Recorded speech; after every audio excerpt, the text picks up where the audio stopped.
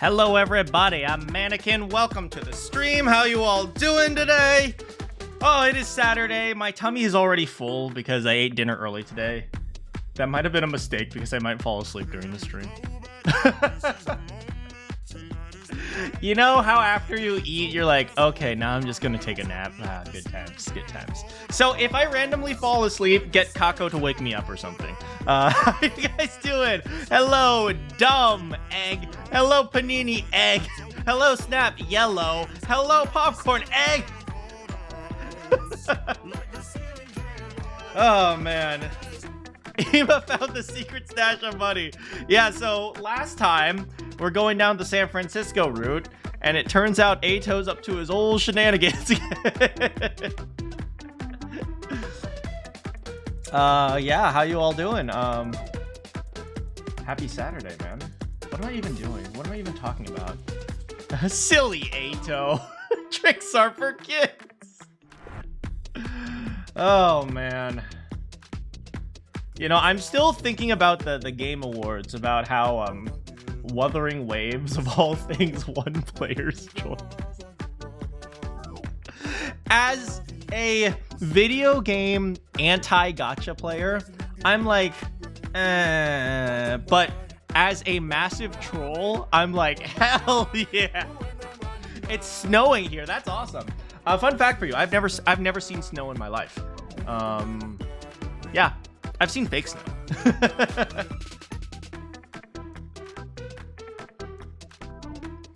Yeah, but yeah, I lived in California my entire life, so yeah, no snow for me. Yeah. Oh my god. 100 line, I have about 700 hours.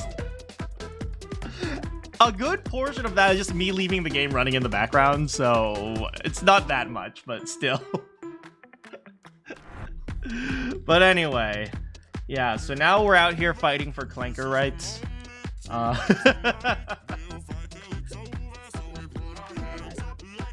But yeah. Yeah, I was just watching some other people play through 100 Line Last Defense Academy, and well, a lot of people have much more measured and reasonable commentary.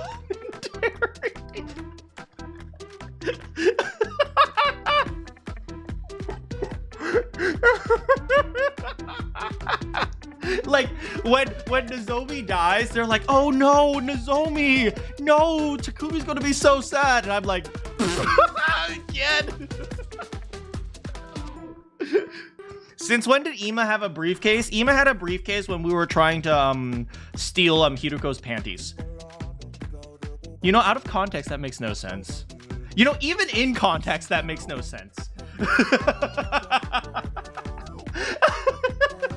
Even in context, that makes no sense. Yeah, in one of the routes, we have to steal Hiruko's panties or else everyone will die. A comedy route classic. Mwah! Cinema. That's the equivalent of the amount of time I played through each individual ending from the very start of day 2.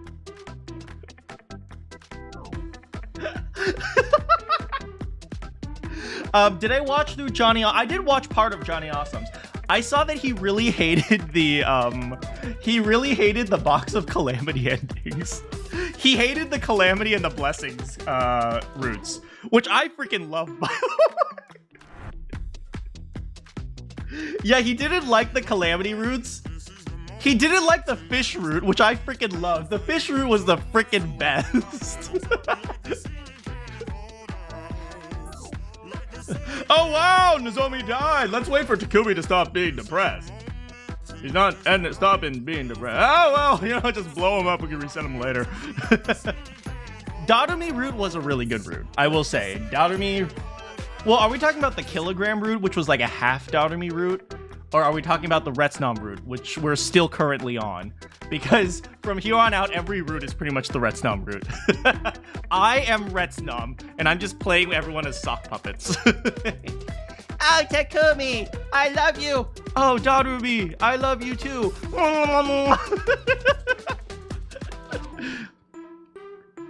Yeah, Fish Root is so good. Fish Root is so... My favorite ending is still Darumi's... Well, with this many endings, not all of them are gonna be good. I think that's the one... I think that's the only ending where they actually address the meta. Like, they actually, like, address the fourth wall. Yeah, I think that's the only ending where they actually address the fourth wall. They legitimately say things like, well, the player doesn't even remember this. Mana line, last mana academy. Your favorite is Goodbye. Goodbye Eito was a really good route. A lot of the character development routes are really good, I say. Hold on a second, guys. I have to turn on the air.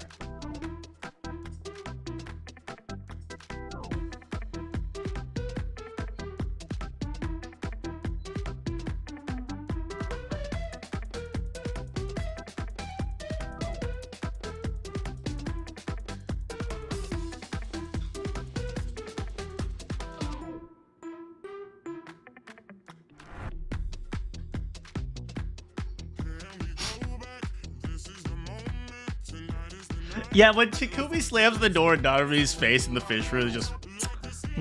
I love that, right? The entire plot is decided by a chainmail.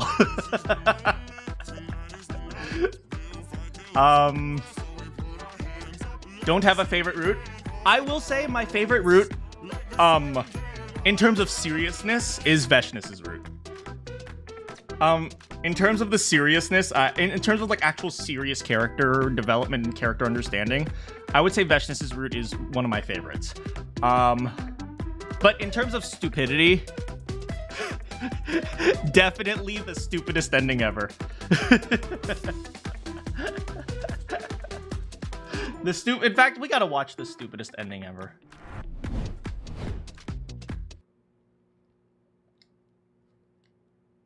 Hold on.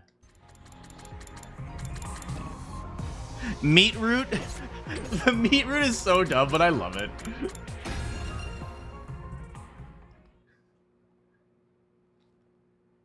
Day 48. Oh, he's getting his memories back. Takumi, we don't have time for this.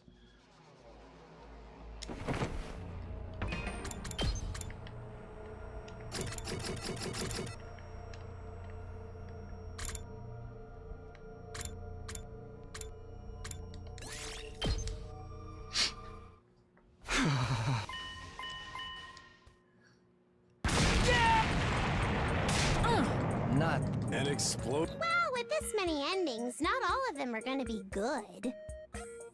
I love my daughter B. I love my daughter B. Oh man, I love my daughter B. We still have to see some JP. Well, actually, you know what? I was thinking of doing something like that.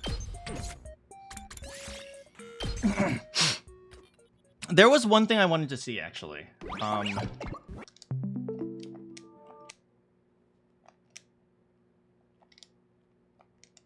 Give me a moment, guys. So let's go to Japanese for now. There's something I wanted to see in the Japanese version.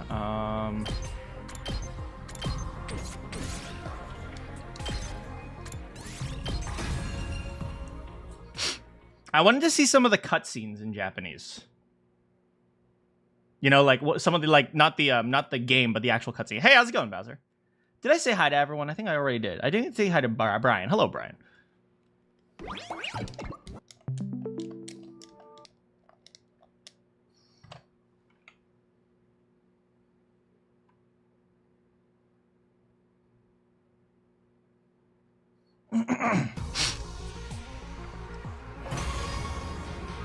Did we see Will with this many endings? Now, I think Darumi was really depressed, right?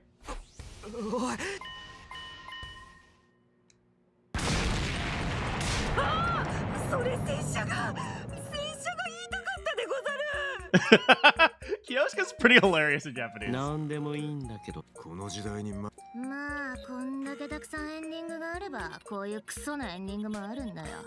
She's so...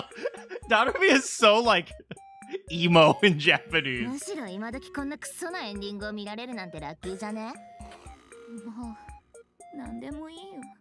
And Tsubasa sounds so depressed. She's like, I just give up, man. Anyway,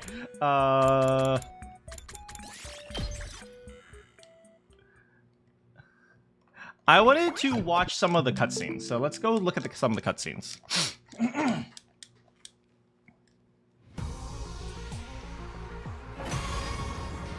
First of all,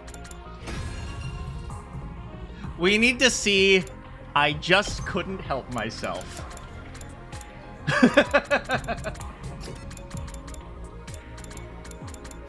I just couldn't help myself. Where is I just couldn't help myself? Oh, we're still missing 2, huh? I just couldn't help myself.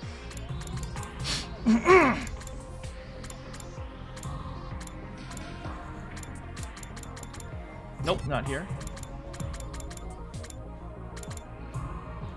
No. No. No, no, no, no. Here.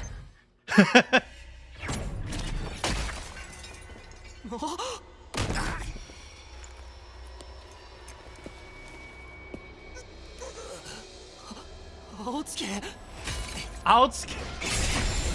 Right, they refer to each other in Japanese. Or in last names, Japanese.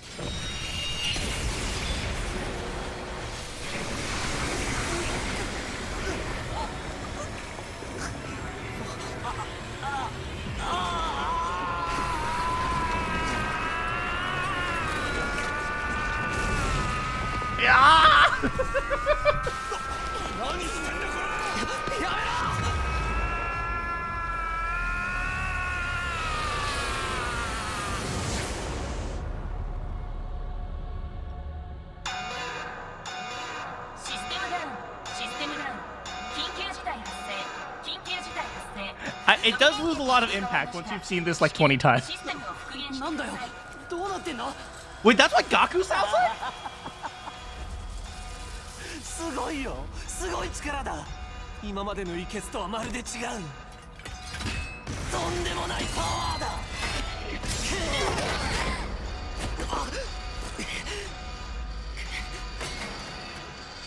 ほらね。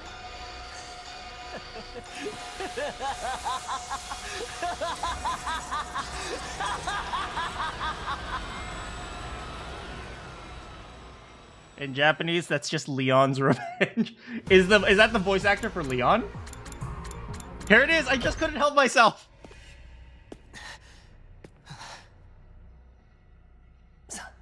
さようなら、タクミ君。君のことは最後の最後まで本当に嫌いで嫌いで仕方なかったよ。I can't help but laugh.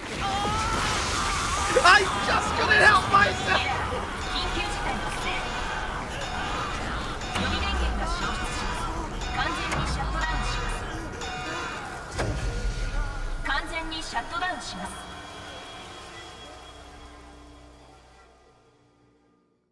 I find it very interesting. If you let me play that again.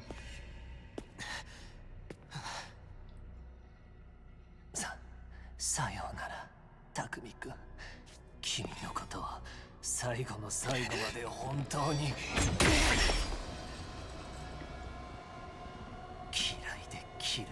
嫌いで。I find it very interesting. They in English they say I despised and I hated and I loathed you. In Japanese it's just like I hated you, I hated you, I hated you, I hated you. It just says kiraide.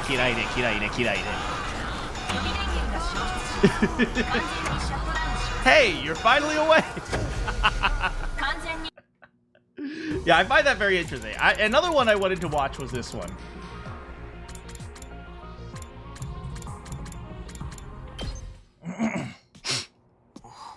No, not this one. This one.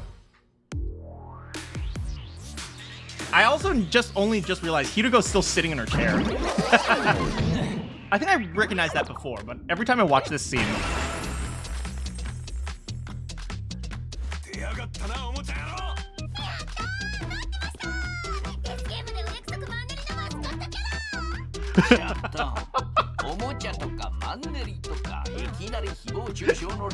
He sounds like a grandpa.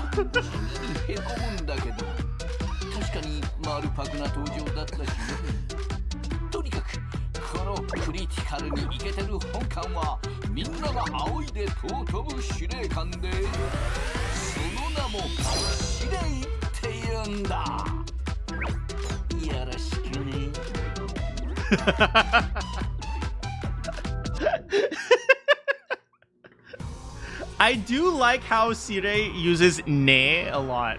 Like in Japanese, he goes so ne. he sounds like kind of like a brat and a grandpa at the same time. Happy Rui. Yeah, the only time she's happy is when she's talking about death games.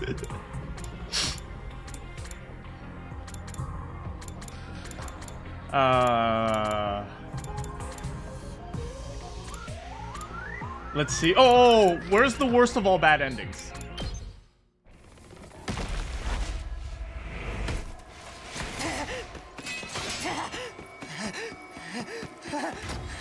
We should watch when Kako thinks Ima's going to die. Oh, I'll take a look at that one.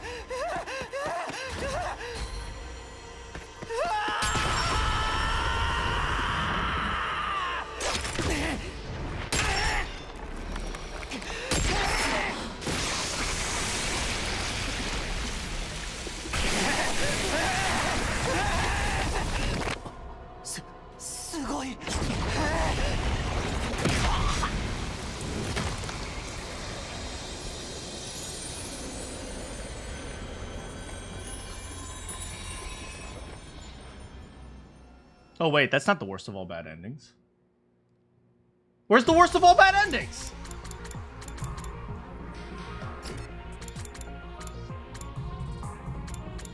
You know, one thing I do notice about the Japanese is that in Japanese, they spend a lot more time like thinking about the screams.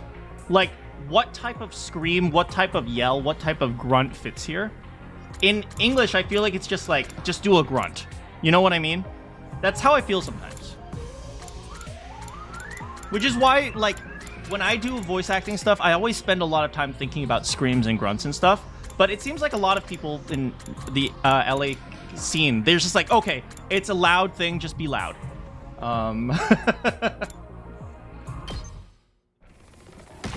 This is the worst of all bad endings.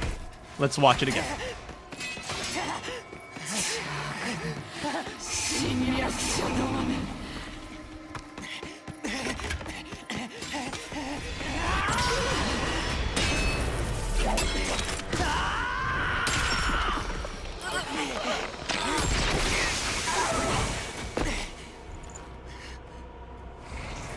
Right, he's not as affected by it the second time, huh?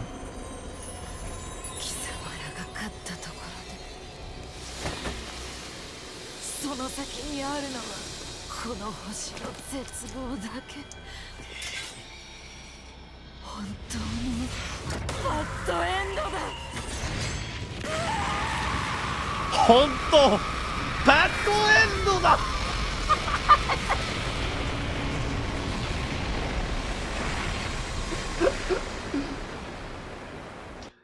Well, English nailed about a good number of the scene screams. Well, I don't mean in this game. I think they did a really good job in this thing. I kind of just mean the voiceover in America in general. When they do screams, they're a lot more reserved about it. Part of it has to do with this whole movement of like actor health, and there was this movement of like, oh, just do prioritize your health and don't worry so much about the scream and that type of thing. It's like, well, if you're good, you should be able to do both, right? But there's been a lot of like a big movement against movement aside, I feel like they just don't spend as much time thinking about what type of screams go where. But I'm not saying this game in particular, I'm just saying in general. Hey, how's it going, Kiyoma? How dare you be late? Oh my god. Ugh. It's okay. Don't worry. I love she's like battle ended. Let's see. When Ima's about to die, that's actually a really sad scene, but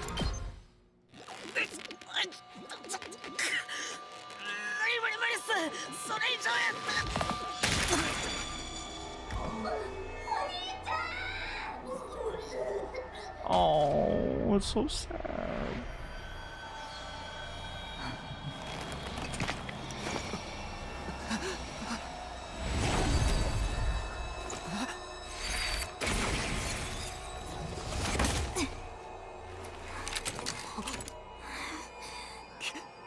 I forgot, why did Nozomi not fight in this scene? Why was she not fighting?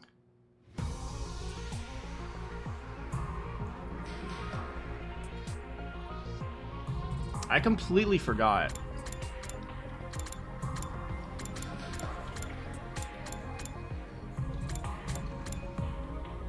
Oh, was it because of the disease? I thought it was a different reason. But maybe I was wrong. There aren't actually that many cutscenes. All the cutscenes exist in text, I think about it. When Ava gets the worm in Kako. Oh, right. Ato, like, isolated her, made her, like, they made everyone hate her. I remember that. When he gets wormed. When, oh, here.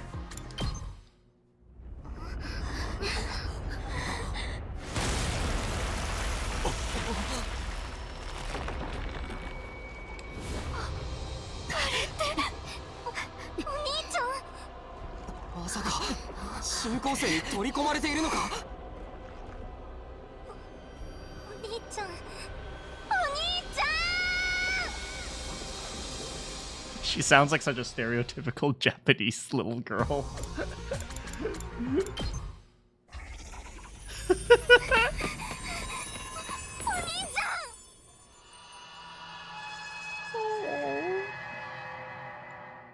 Wait, that was a really short scene. Okay, screw it. We're going back into the game. I wanna go down memory lane in one very important scene.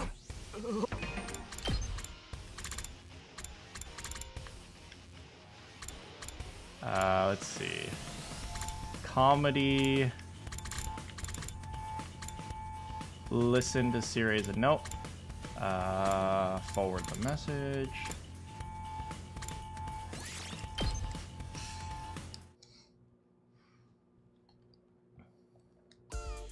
It was probably the scenes you guys are looking for are probably in text.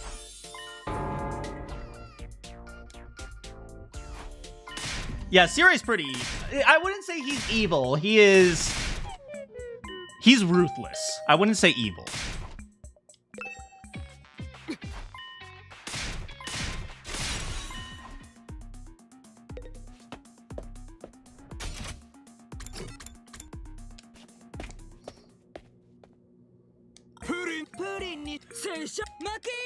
Hey, yo. Wait for it. Wait for it. What's up, Sumino?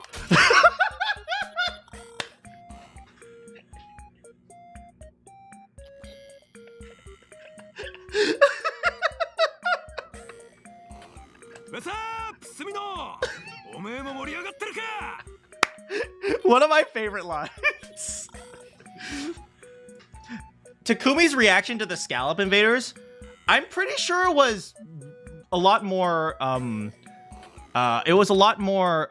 reserved than what are those, but if you could get me the day.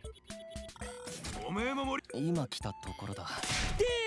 デーム、スミノさん、ここは僕みたいな。デーム、スミノさん、ここは僕みたいな弱者をディスってゴミ扱いするのがラップですよ。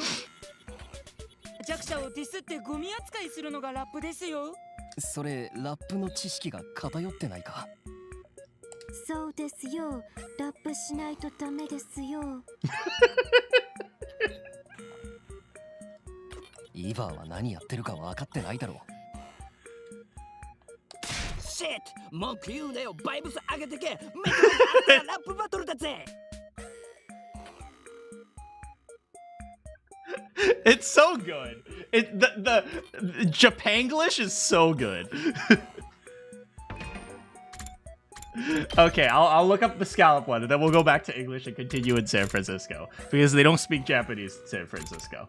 How will I react? What are those? Was in the fish root, right? I figured out the truth.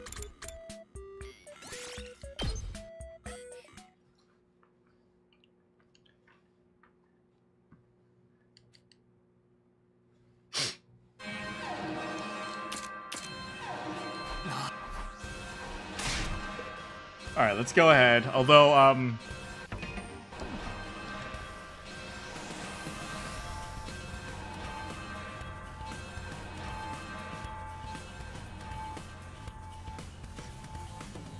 I forgot about this.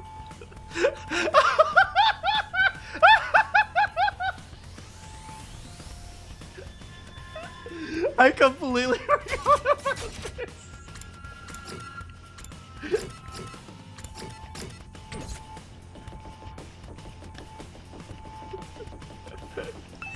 This is so dumb. I love this weird. This weird is like hilarious. Wait, you guys know me. There's nothing I love more than stupidity. Look at him. He's staring at me. Alright, let's see the what are those. Kurara! Kurara, I forgot! Look at the bonitos. What is this? Don't worry about it. It makes perfect sense. More than enough. 匠がツッコミを入れる3秒前。3、2、1、どうぞ。I love Donnery. なんてだよ。Yeah, it doesn't have the cultural reference that that the English version has. I love this. 匠がツッコミを入れる3秒前。3、2、1、どうぞ。I love Donnery. In every language, I love Donnery, okay? 3、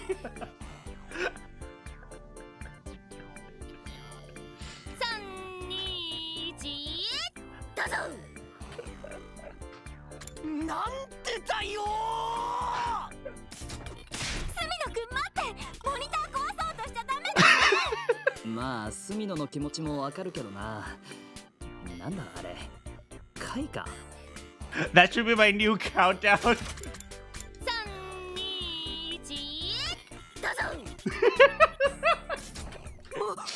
もしやあれは京子ちゃん、何か知ってるの？確か言い伝えによると伝説の奇病四天王のうちの一つ。伝説の奇病が4つもあるのも驚きなんだけど。その名もホタテになって死ぬ病でござる。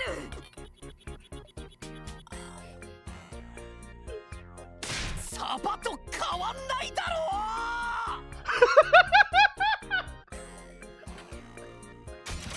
う。 It's so good. There is one more scene I really wanted to see.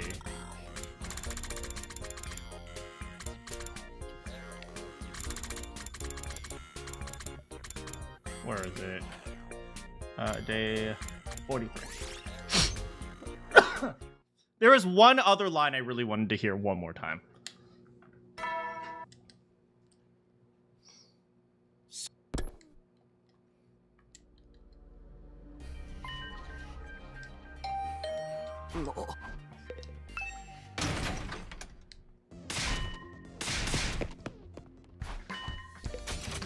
Okay, let's see. It takes a little bit, but it'll be totally worth it.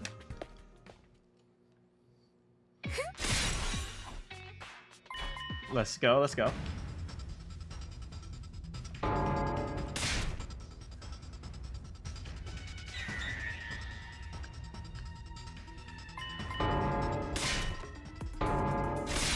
It takes a little bit, but it'll totally be worth it. Trust me. You guys remember when this game had feelings and like meaning and like touched your heart? And then the comedy route and then the cake route.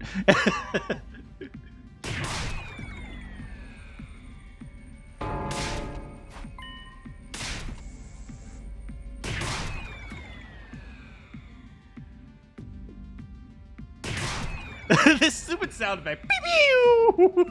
I never actually heard the sound effect.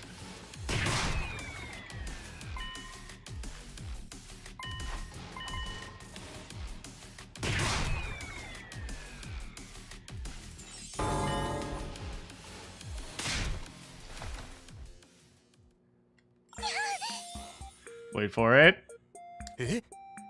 Wait for it. うっしゃー、なんか可愛い少女が出てきた。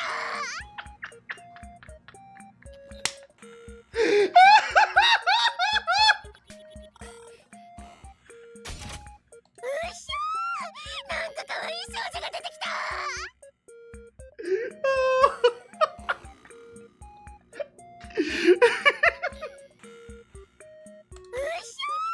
なんか可愛い少女が出てきた。 God, she is feral.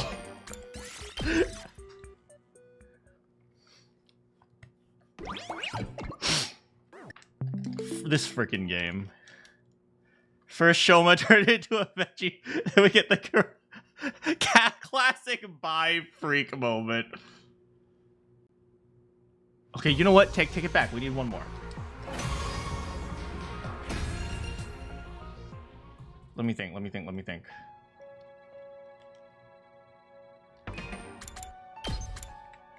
It is in the killing game route.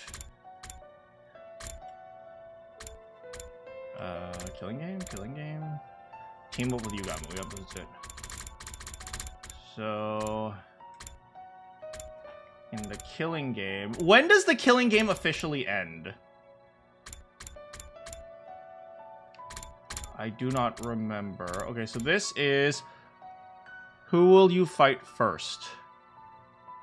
The sponsor or dyslexia? I think it's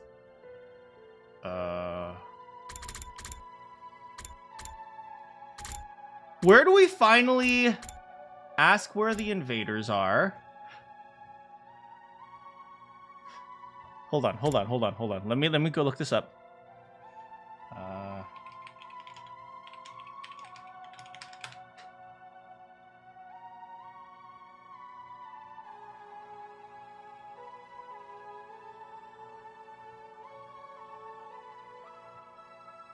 Give me a moment.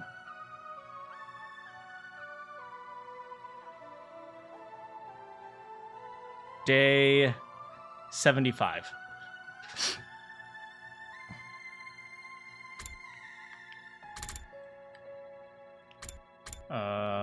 No, I'm sure nobody knows what I'm looking for. You guys have no idea what I'm looking for, so 76, 75.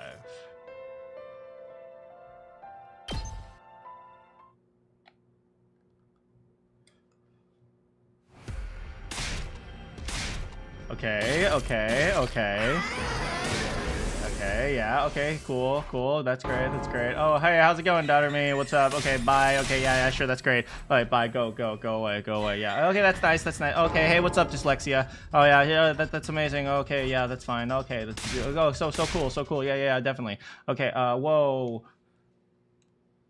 We can skip this battle, right?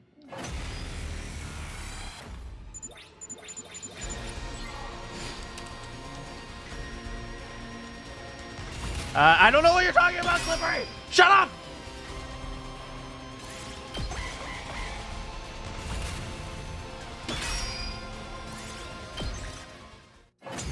Average 100-line speed run. Hold on. Almost there.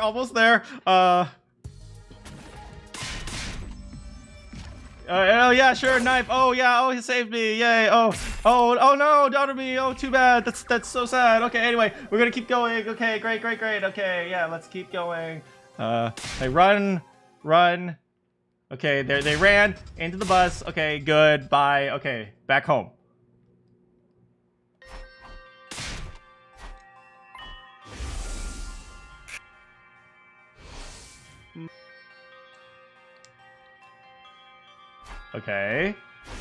Okay. No, I don't know what you're talking about.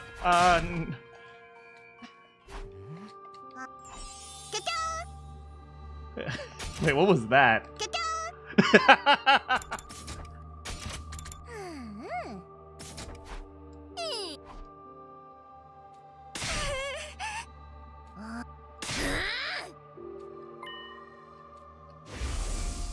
Okay, cool.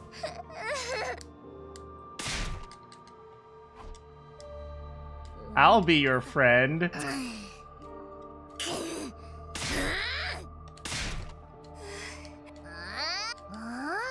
A happy girl like you just isn't prepared to step up to the task. I would risk my life to defend you.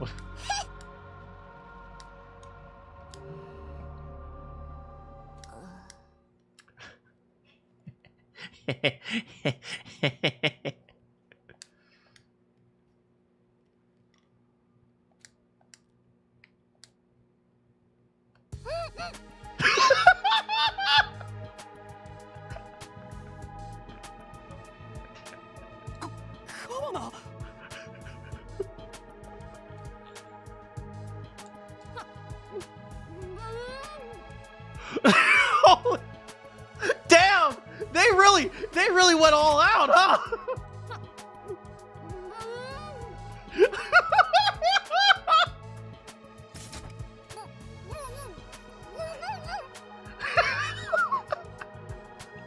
really went all out with this one. Nozomi doesn't even say, "Oh my gosh," she goes, "Oh!"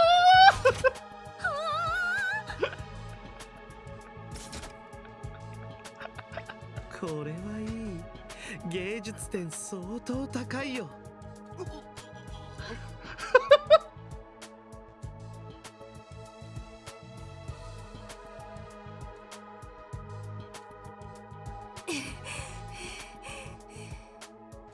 Wait for it.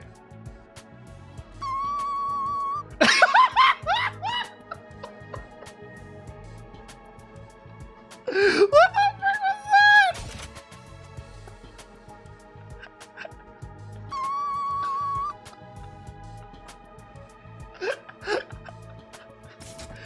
The tea is ready.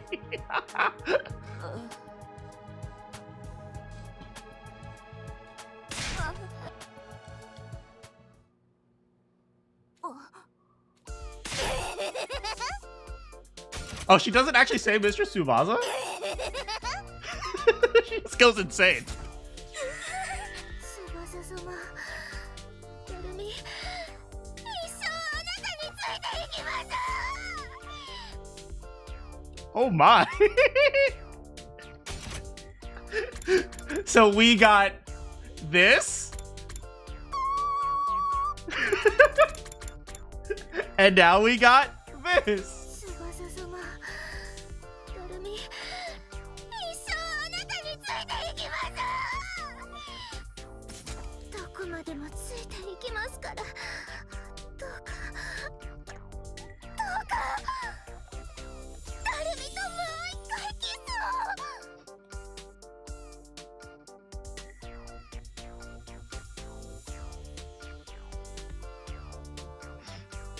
Yeah.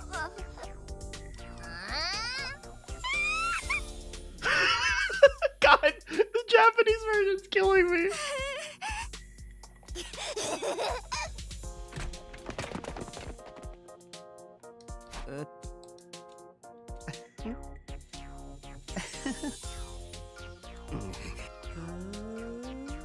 Okay, you got him. Okay, we're going back to English now.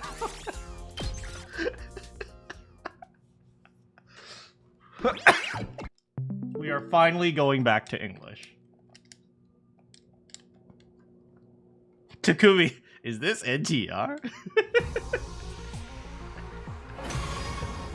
Yes. Yes, Takumi. Yes, it is.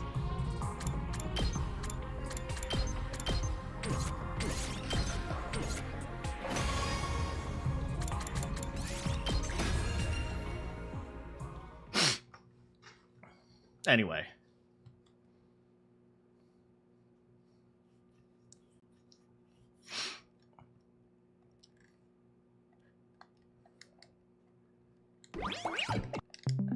You know, I just realized I need to watch all the cult scenes in Japanese.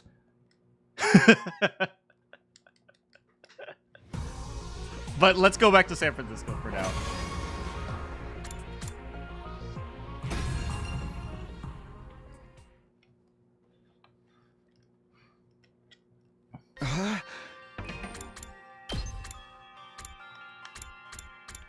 A quick reminder that Yugamu doesn't say, "I'm getting excited."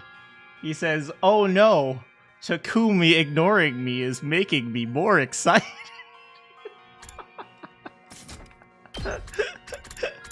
I'm banned of the cult. I will find a way in. I think we're on the 50s somewhere.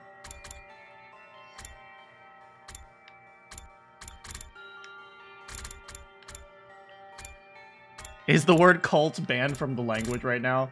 Frick, where were... Oh, here we are.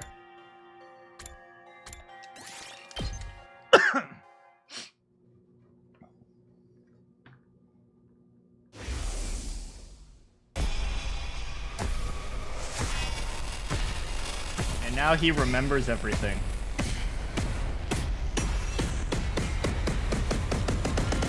Oh look, there was the kiss!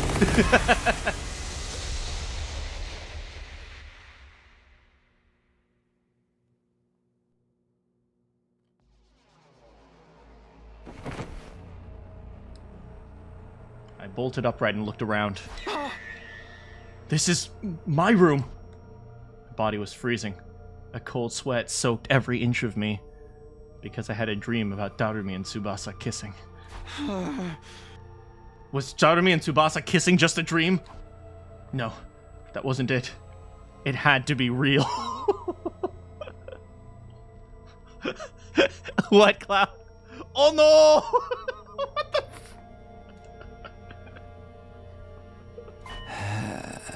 It's something that happened in another timeline. I felt like I was Japanese in that timeline for some reason.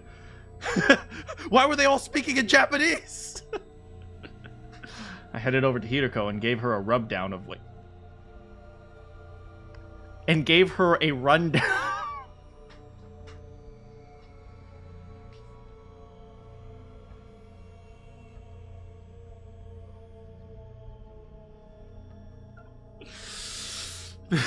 This is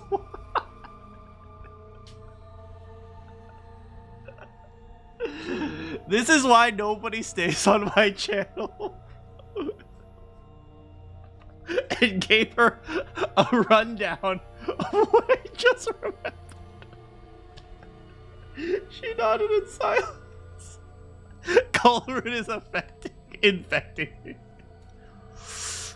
Oh. Actually, I had a vision of the same events just before I woke up. That's not possible. What I just saw was from the Hunt timeline. And there was Nicolas Cage. We lost you on day 30 of that timeline. So there's no way you know what happened after.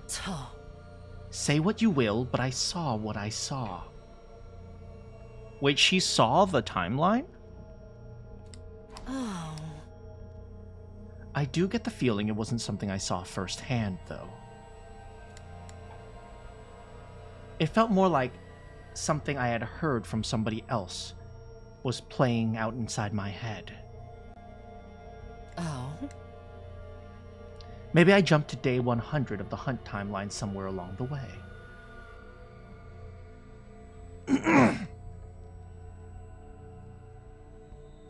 Hiruko heard it from someone. Is it possible that was Hiruko from another timeline jumping to the Hunt timeline? Maybe because Darumi was alive and she got consumed by her. Also possible.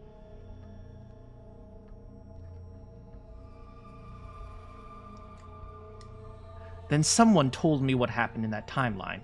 And after that, my consciousness jumped back to day 2 and I lost the memory.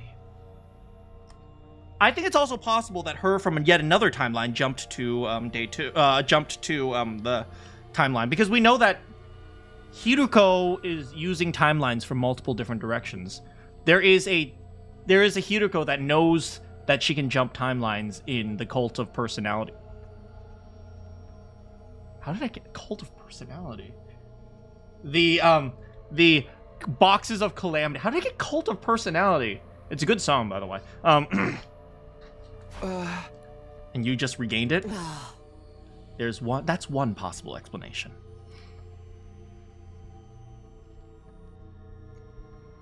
I wonder if we run into Takumi and Hiruko when they're older. Like, do they ever learn how to, like, go back and forth in time? And so, like, they... What if old man is Takumi?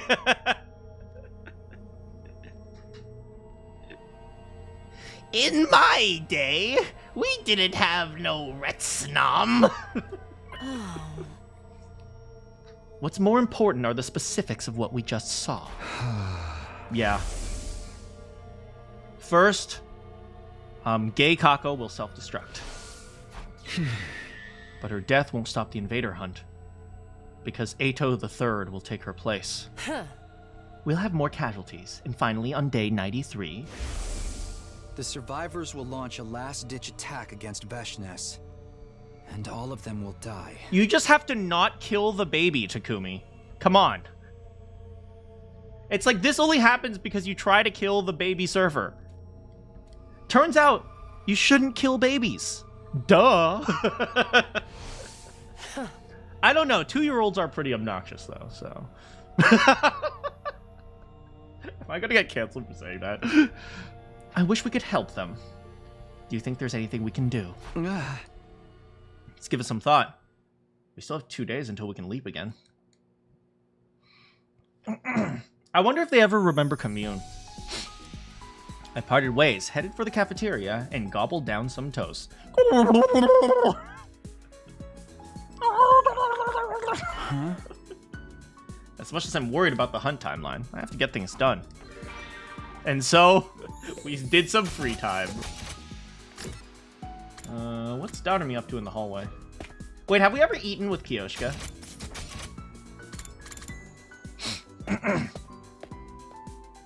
Also, how you doing, Eito? Let's work together, everyone! Don't worry. If anyone can overcome this, it's us and our mac and cheese recipes! Hello, Sir Takumi! Would you like to eat some snacks with me? Huh. Prithee, this cafeteria rocks! It is a dream to have unlimited access to Anmitsu. When I lived alone in the mountains with my grandpa, I was only rarely permitted to eat sweets. Oh no, she's gonna get fat! Huh? Must have been hard living in the mountains like that. I don't imagine you have a lot of 7-Elevens around. Forget the convenience stores. We don't have a supermarket or schools or anything at all. We fended for ourselves, except whenever traveling salespeople would drop by. Mash and cheese. Now he's combining the mac and cheese with mashed potatoes.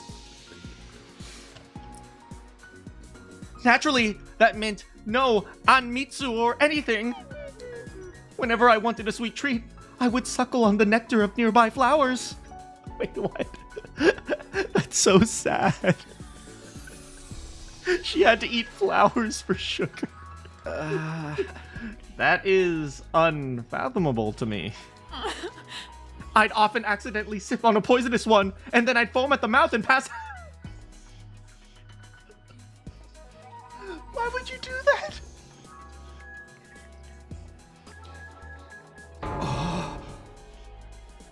Often?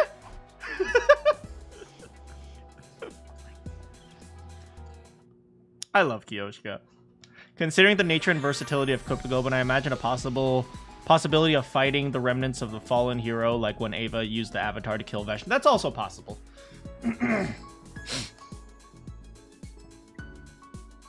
We listen, we don't judge. I am judging. Oh, I was hoping to see her feet. Don't take that out of context. Where's Kiyoshika? Kiyoshika? No, this is what I meant. She's a samurai that wears, like, sneakers. Look at this. This is what I meant. Compilate, no! Don't take it out of context! Oh, she's... Looks like she's still fixing the car. Ha! Ha! That was easier than I thought! This isn't war, it's child's play! Huh. No mission is too difficult for a swordsman of my caliber!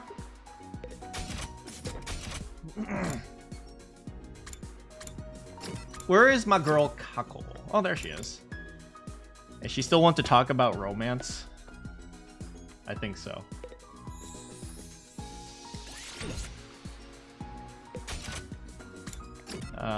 What's going on here? Gaku in the hallway.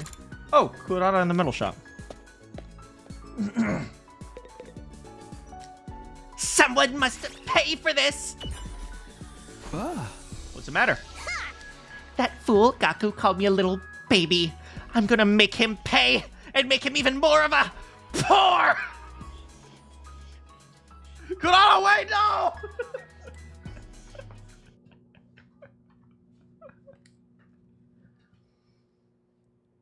Man, Tsubasa always has to do everything for us. We should do something for Tsubasa, like a shoulder massage, which we actually did do during the kilogram route. I remember when, what was it? When we were fixing the rocket, and she was like, Yugamu, get me more tools. Takumi, give me a shoulder massage. And Yugamu was like, this is blatant favoritism.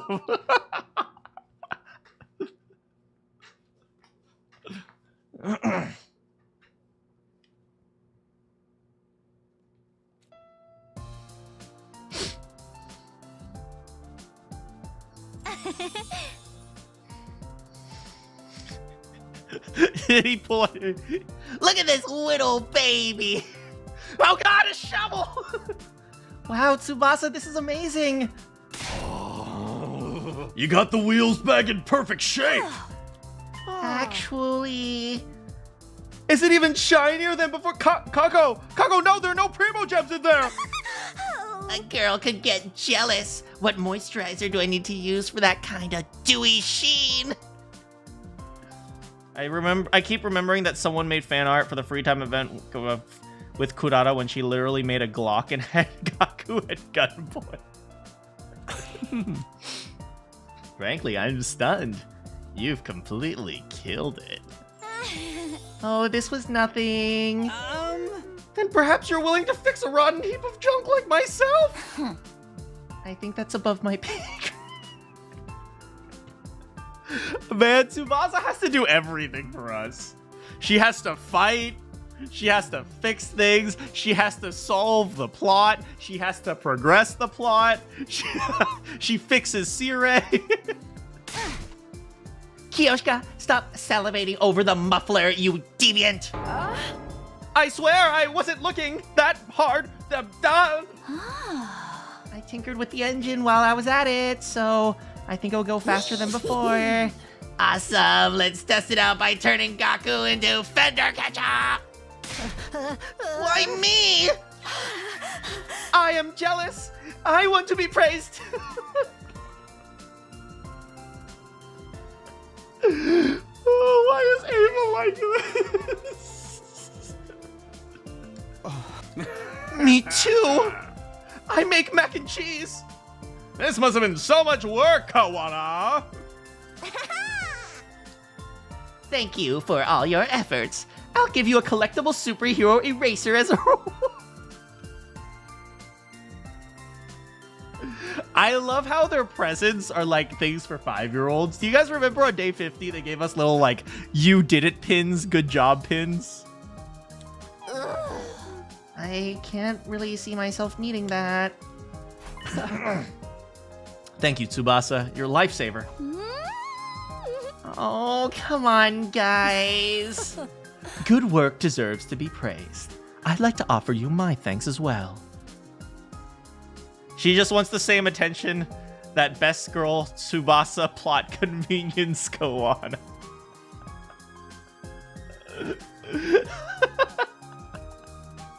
Oh man, yeah, it's always like their rewards are always like, good job. Is that? Yeah, you can leave now. Yeah, the stuff you win when you're like won like a carnival game.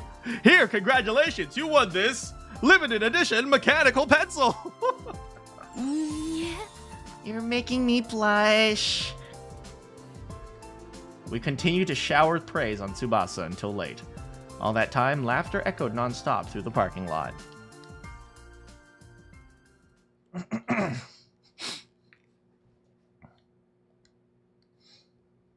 No, that was fast. We're almost at day 50. Time to get our limited edition pins. Get ready, prepare, be ready to. I finished. Breakfast, that is. I couldn't get the hunt timeline out of my head. Everyone died. No, literally just don't kill the baby. Don't kill Facebook. Tomorrow. The hunt timeline, tomorrow. I murmured this to myself and decided to make my usual rounds. Did we ever figure out what Nigo's talent was? I don't think we're ever...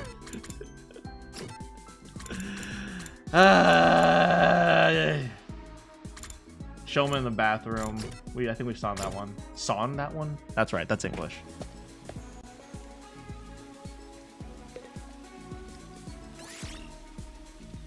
Fine. Yeah. You seem like you're having fun. What are you up to? I was just watering and fertilizing these flowers. Flowers are just so cute. Just looking at them is enough to put a smile on them.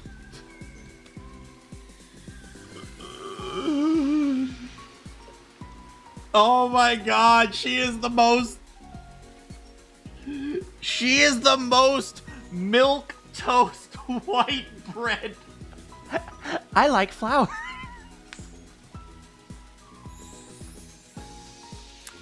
Do you want to eat something? I like eggs. White bread and eggs and flowers. Why doesn't he remember the happy ending? I guess they don't. I mean, they don't remember everything, so maybe he just doesn't like fully remember.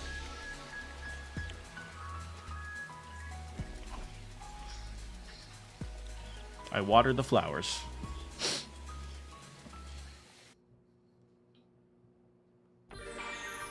And we still don't know how the comedy route happened.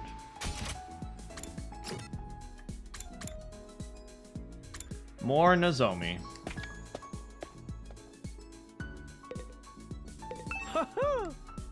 You can count on us, but you're gonna have to pay us. I'm out of money for DraftKings. Oh, Gaku's in the courtyard. He's in the bio lab. You know, we don't talk to Yugamu as much as we'd like.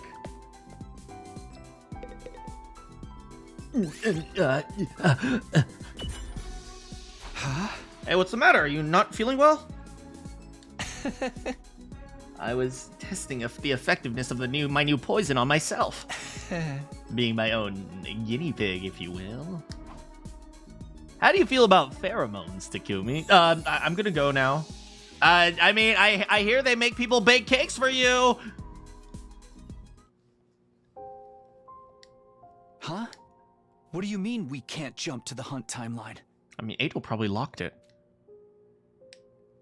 Oh? You didn't see me around the school during the day, did you? That's because I was in the lab doing maintenance on the PLM. Oh. I realized that someone locked the machine in the hunt timeline. Don't tell me. Eito the Third? It's highly likely. We're the only one who know he's there. It would be a problem for him if we showed up again. Ima steals Gaku's wallet. Well, if he stole Gaku's wallet, it's just full of bills. It's negative money.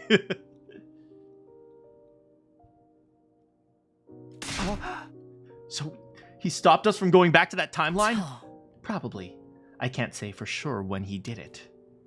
But it must have been between day 45 and day 49. Oh. Whenever it was. The lock will only be removed after 50 days have passed.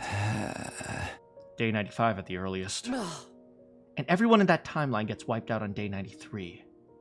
In other words, we won't make it. Unfortunately. Phone bill, life insurance, car insurance, utilities. Kurara charging him. For being a poor in my presence, $7.23.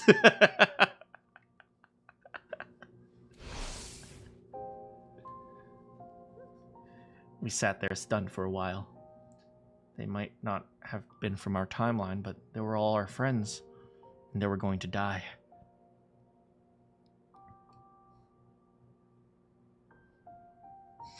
Hello, Takumi.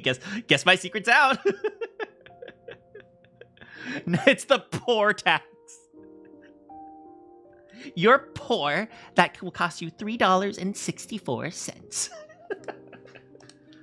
I'd spoken to the versions of them in that timeline. I'd spent an especially long time with Tsubasa. Those memories came rushing back. In my mind, I saw her bubbly smile. How much longer would she be able to smile like that? I clenched my fists tightly, infuriated at my inability to help her.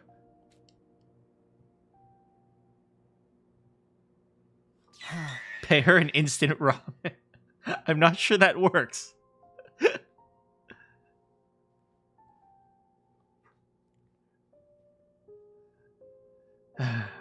I understand how you feel. But what's important is that we protect everyone in this timeline. Yeah, the people in all the other timelines will get revived eventually.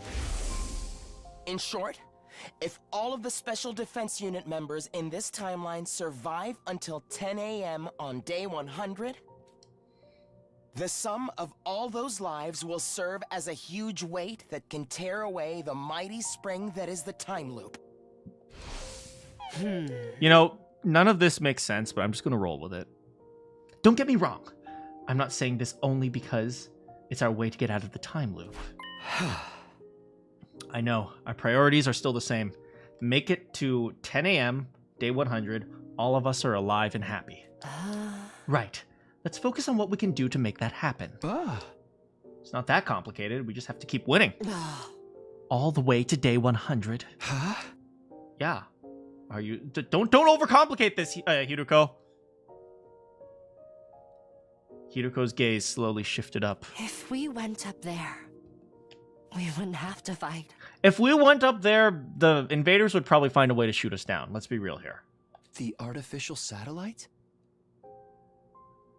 Wouldn't that be safer? It would boost our chances of survival much more than staying here.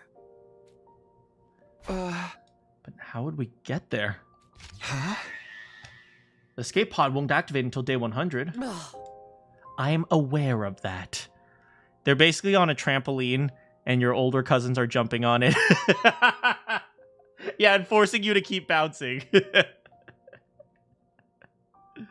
When you consider how he explained the pendulum swing, if there's less weight, that would break the cycle, hence second scenario.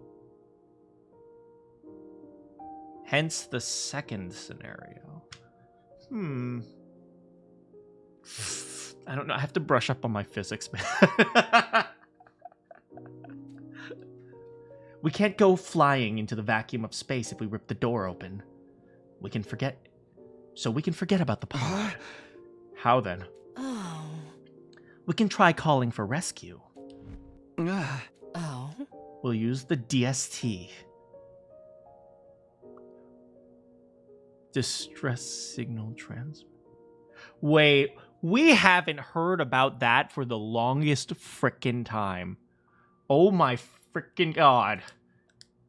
The maximum cargo the rescue craft is 2 tons. More than enough for 15 of us. But Moko is 1.5 tons of muscle, so that might be a little bit more difficult. It's okay, she could ride on the outside. Okay, that works. Didn't we go over this before? We need to input 9 of the 10 liver mortis code. The codes from Team 1 to boot the machine. And those codes only show up when a unit member is truly dead. That would mean at least 9 deaths. Couldn't we, like, kill each of the team members one at a time until we've gotten all of them? And then after that, when we go back in time, we, wait for a route where we remember all the codes? I guess that'd be a bit risky. Wait, hold on. Are you suggesting what I think you are? I think so. Of course. Are we going to jump to other timelines to look for dead people? Hold on a second. Hold on a second. We're gonna jump to other timelines to look for dead people. Oh boy. Nobody has to actually die. We can just get the codes from other timelines. Yeah, we're gonna go grave robbing.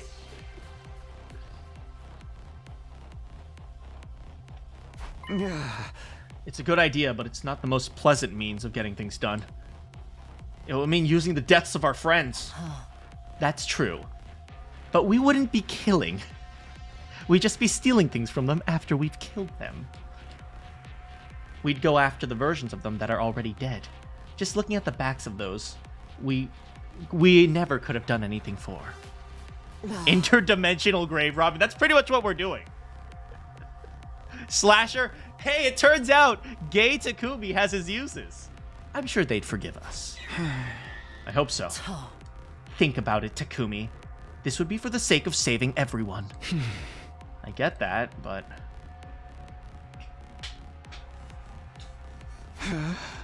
Alright. Whose liver mortis codes do we need? I saw 5 of them in the mystery timeline. I already saw 5 of them in the mystery timeline?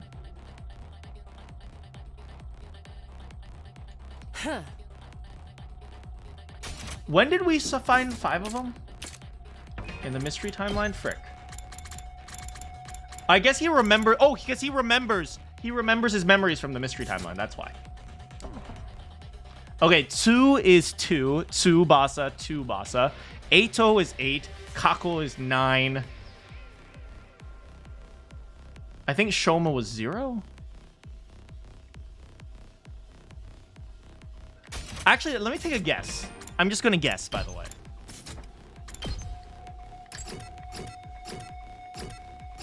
Eito is 8. Tsubasa is 2. Was it Gaku who was 0 because he's poor? Kako is 9. Ima, I assume, would be 1. So Ichi. Shoma. Ginzaki.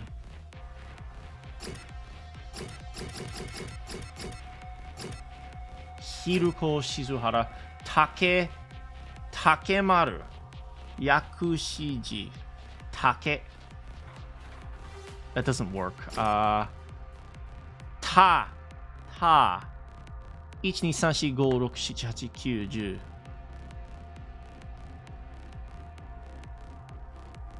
10. Which one is 7? 7. 7.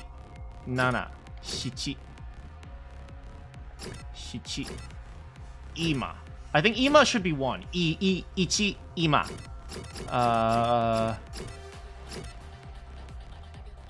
Darumi. Amemiya. I'm thinking if there are any puns to their names. Amemiya. Iya. Iya means no. No, it doesn't work. Mi. Darumi. So it could be 3. Could Darumi be 3? Darumi. Yeah, Tsubasa is 2 and Tsubasa. Maybe Darumi is 3 because Darumi. Mi is a way for saying 3. Hiruko Shizuhara. So Hiruko could be 4. Shizuhara. Shi. 1, 2, 3, shi. Shizuhara.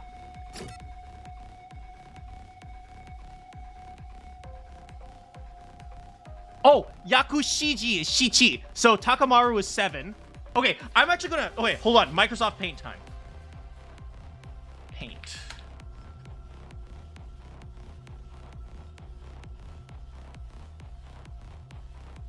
Huh. I have no idea how that happened, but give me a second. Give me a second. Well, that's weird. Give me a moment. Give me a moment. Paint. There we go. Okay, get the JP 1 through 15 numbers. Well, it's not, we don't need, we don't necessarily need the, JP, numbers 1 through 15, because we only need 1 through 9, I think. Okay, so, Takumi,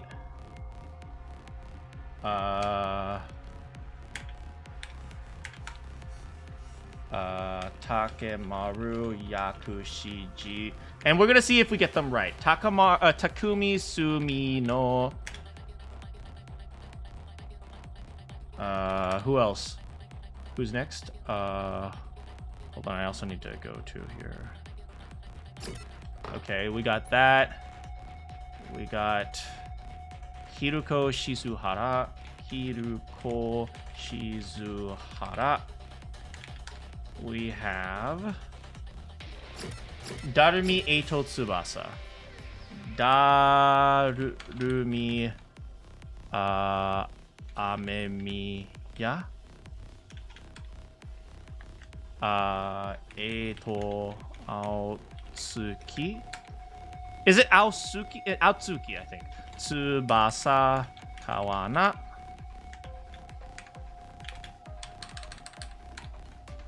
Gaku Maruko. What's his name? Shoma Ginzaki.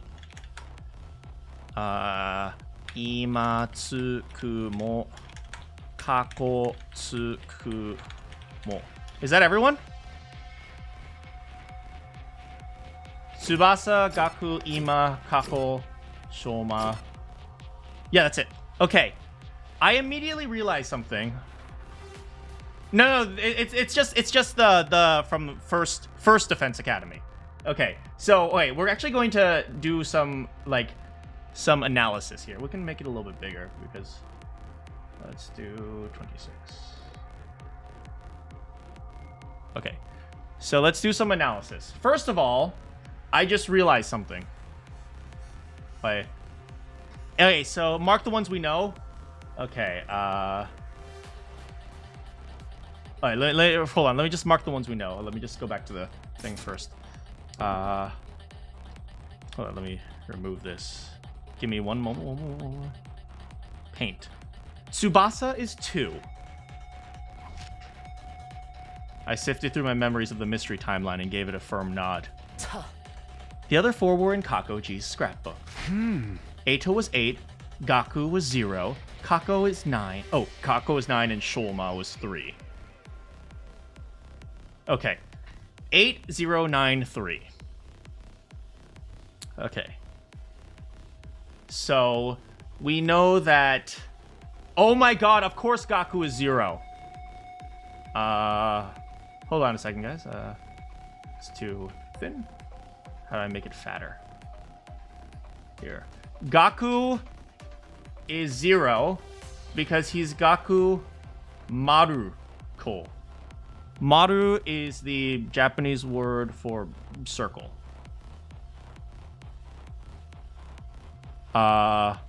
Tsubasa is 2. Shoma Ginzaki. I'm not sure why Ginzaki Shoma is 3. I don't know why this is 3. We know Kako is 9. And Ato, where's Ato? Is 8. Okay. Waka Blaka. Just wanted to say you liked your recent video. Oh, thank you so much.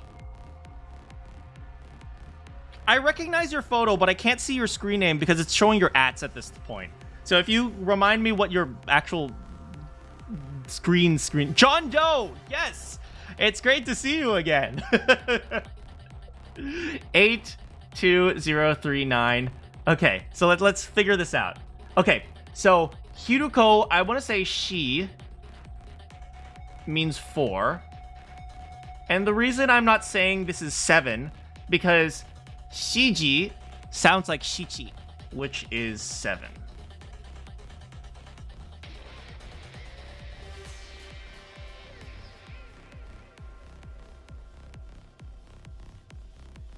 The Roach King sends his regards. We might actually end a little bit early so we can look at that video with you. I'll look at that video with you guys. Ima means now.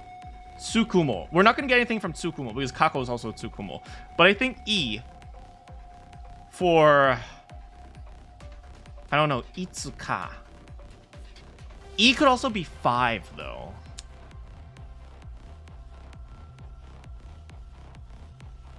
Ichi. Hitori hitotsu. Darumi. I wanted to say the mi was 3, but Shoma is 3. You better stay there. Yeah, we might end a little bit early, but thanks so much. Yeah. Okay. What are we missing? We're missing 1, 2, 3, 4. We're missing a 5. We're missing a 6, 7, 8, 9. So we're gonna use process of elimination to figure out the rest. I want to say Ima is 5 because E makes sense, but it could also be 1. Darumi 6. 6. Hitotsu tatsu mikka. 4日5日。6日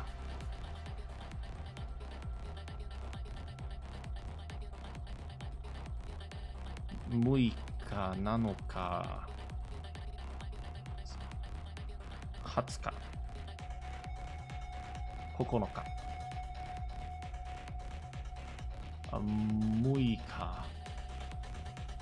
Mino Sumino. God, there's so many ways to use the numbers in Japanese. Okay, is this a hotness scale? This is not a hotness scale. We're trying, each character has a number. I'm trying to figure out which one is which. Darumi, Amemiya.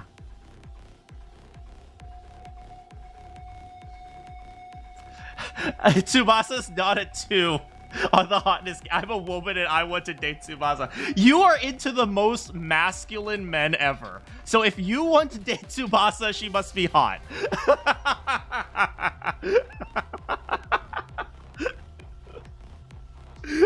Okay, Takumi Sumino. No.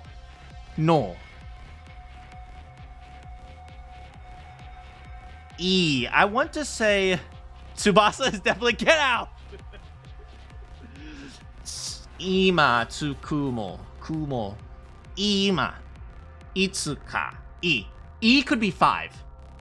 So this could be 5. Okay, I'm gonna guess this. Takumi is 1 because he's the leader. I meant to 2 get out. Takumi is 1, Ima is 5, and that would make Darumi a 6. So this is my guess. Okay, this is my guess. Takumi is 1, Takamaru is 7, Hiruko is a 4, Darumi is 6, Ato 8, 2, 0, Ginzaki is 3, Ima is 5, and Kako is a 9. Actually, is there even a number for Takumi? I mean, there must be. He's part of the original 10, right?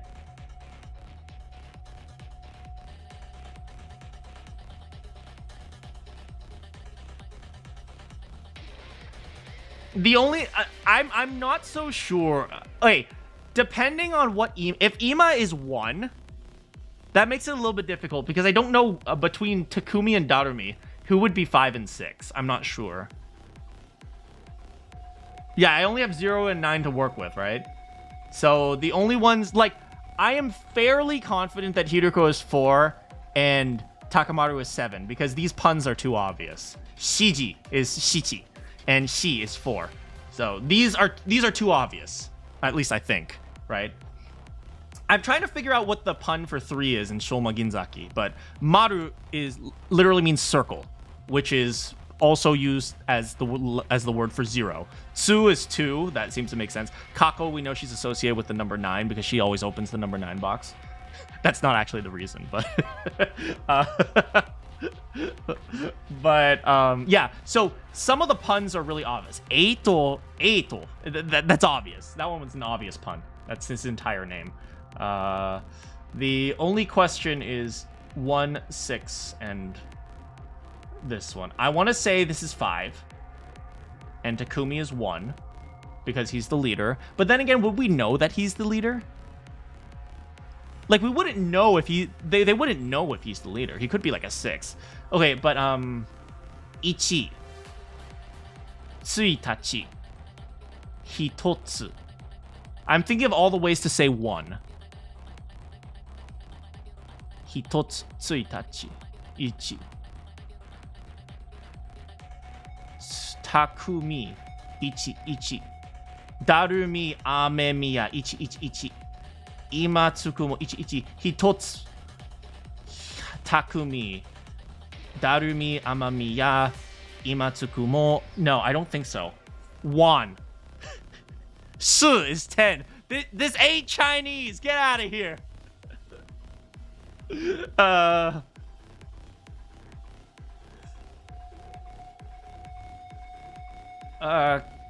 Kako. Have you considered that 7, 8, 9? Thank you. 1. Takumi's real name. It turns out Takumi.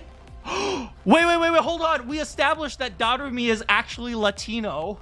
So what if her dad's name is Juan, making her number 1?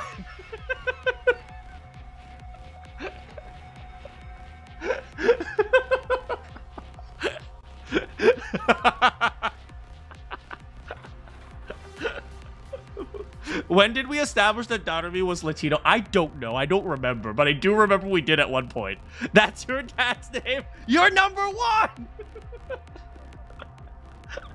Okay, I'm gonna go with this.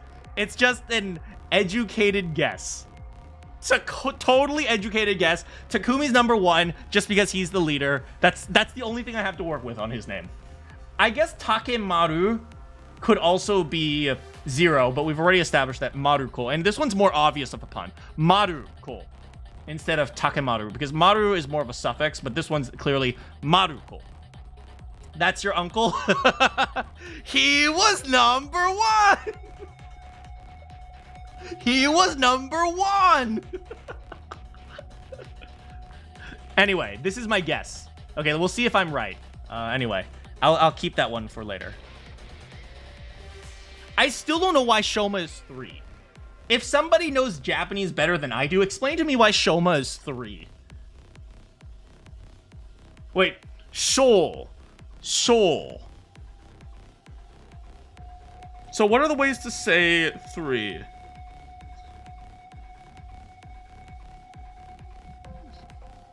Me. Ginzaki. He's 3 foot tall. How tall is he? I think he's actually 4 feet tall. Robbie Rotten. He's exactly 4 feet tall. Yeah, why would he be 3? Ooh, I wonder. I never actually read the kanji. My kanji's not good enough to know exactly what those things say. But Ginzaki, I assume it's the character for gold? An uneducated guess.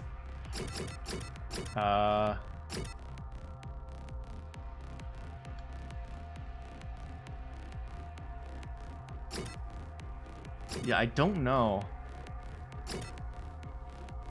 Anyway, I think you need to take Chinese. I am taking Chinese pronunciation. Right? Well, there's a lot. There are like 7 different pronunciations. Okay, hold on. I am going to jishul.com. It's dictionary for Japanese. 3. Okay, so what are the different readings? There's meat, which I covered. There's san. There's meat. There's... What is this?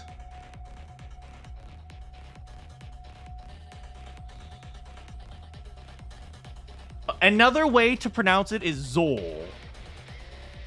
Is Zol. Is that Shol? Zol.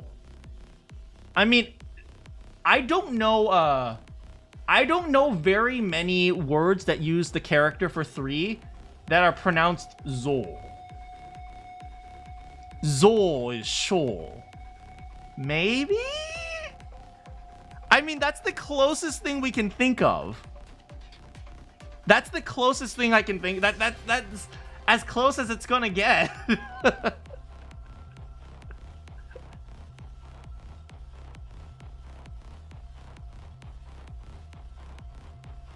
How do you write Shoma Ginzaki?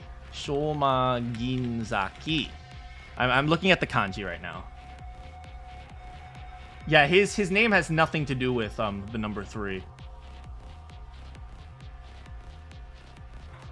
Oh, does he use the word for silver? Oh, I thought he used the word for gold. I thought he used kin, but I guess he used... Oh, he's using a different metal, but same idea.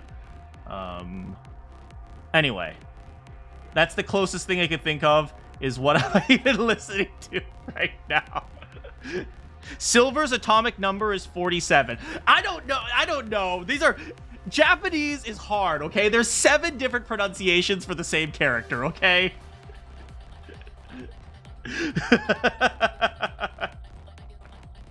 Like, I remember how proud I was when I said, oh, ima means right now and kako means past days. And then you guys were like, I told you that like 3 months ago. I was like, what? Anyway, we're done. I thought Spanish was rough.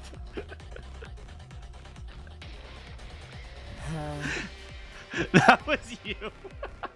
Ag. The atomic number for silver is ag. I remember that from chemistry. You found the reason why Shoma is 3? Where? Put away your Microsoft Paint. Hey, pay attention to me. Oh, sorry, Hiruko. There's 5 people left from Team 1. Darumi, Ima, Takemaru, myself, and me. Anyway, we need to find 4 of the Liver Mortis codes. Wait, that is ginseng? Okay. Huh? Then we can activate the distress signal transmitter, and the 16 of us can get onto the rescue craft. Once that's done, we'll all go to the artificial satellite together. Takumi was doodling all the characters. He's just like, okay. Oh, Kako kind of looks, when she stands, she kind of looks like the number 9. Are there any timelines where the 4 of them are dead right now? I don't think so.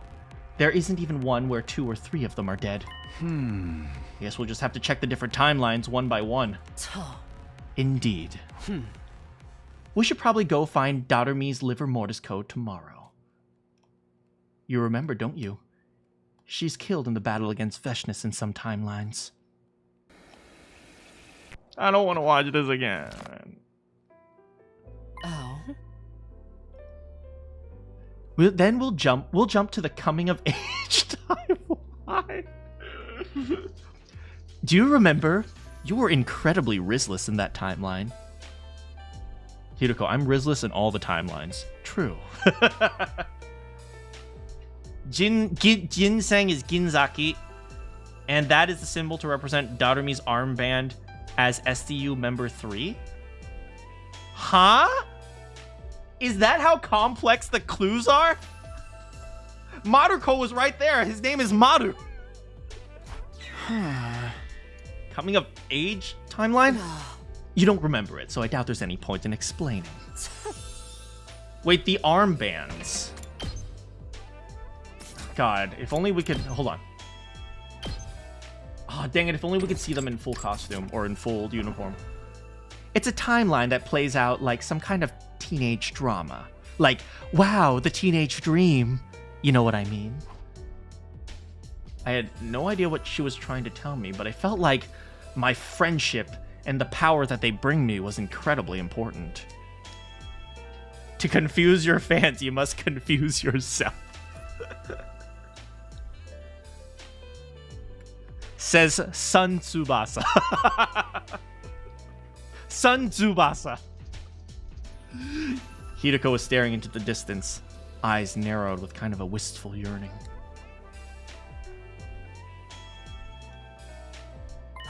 Oh wait, this is the sexy music. So, Takumi, we should head back soon. You know when we can leap tomorrow, right?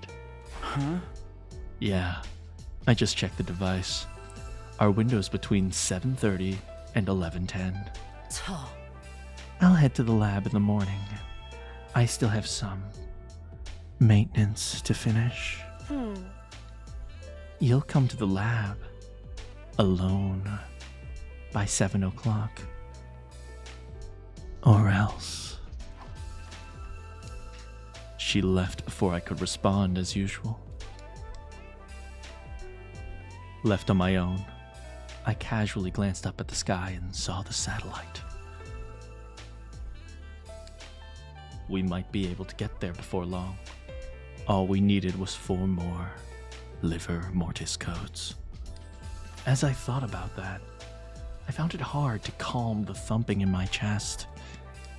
I stretched my hand toward the satellite and clasped my fingers into the palm, as if I could catch it in my grasp.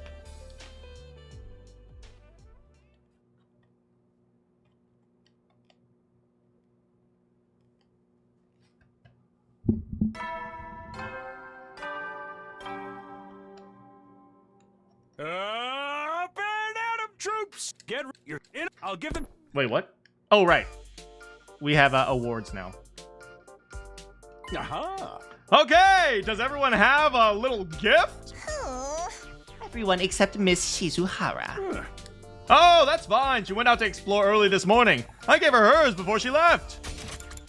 Yeah, In honor of the occasion, your commander would like to hand out some wonderful presents to all of you brave soldiers. those lips. I know Nigo has the most kissable lips in the entire game, right? Just a lame medal. So the SDU members' armbands use the other set of Chinese numerals for safety rather than banking. I'll have to check that later. Yeah, for those of you who don't, for safety rather than banking, I think maybe there was a typo there, but I think I know what you mean. For those of you who don't know, how you write the number 1 in when you're writing a check is very, very complicated when you're writing like a check to the bank, because it's too easy for the number 1 to be changed to the number 2, because the number 1 is one line, the number 2 is 2 lines. So you have to write them in the very, very, very old traditional style of numbering, and it's really complicated. Anyway, beside the point. Just a lame metal? Ah. I think I might be allergic to this cheap metal plating. When was recycling day again? You can't throw them out! Oh, come on, guys. They gave you a little present. You gotta keep it. Yeah, in case you didn't notice, you've just been bestowed medals of great honor. Honor my ass. No, seriously, honor my ass. It's amazing. Everyone, why don't we throw a party tonight? A party? Yeah, to celebrate the halfway point. Now you're speaking my language, bro! I'm up for that. Me too. Especially if they're gonna give out 10 free pulls. Count me in. Oh, by the way, they only give out 10 free pulls to the Wuthering Wave players. Oh no! Thank you, Cloud. Wait, is that why?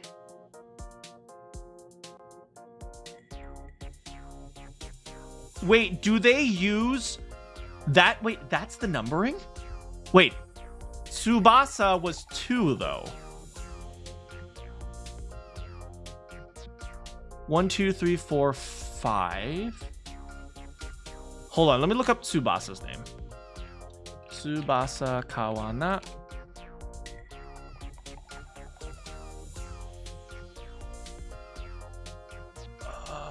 Tsubasa Kawana.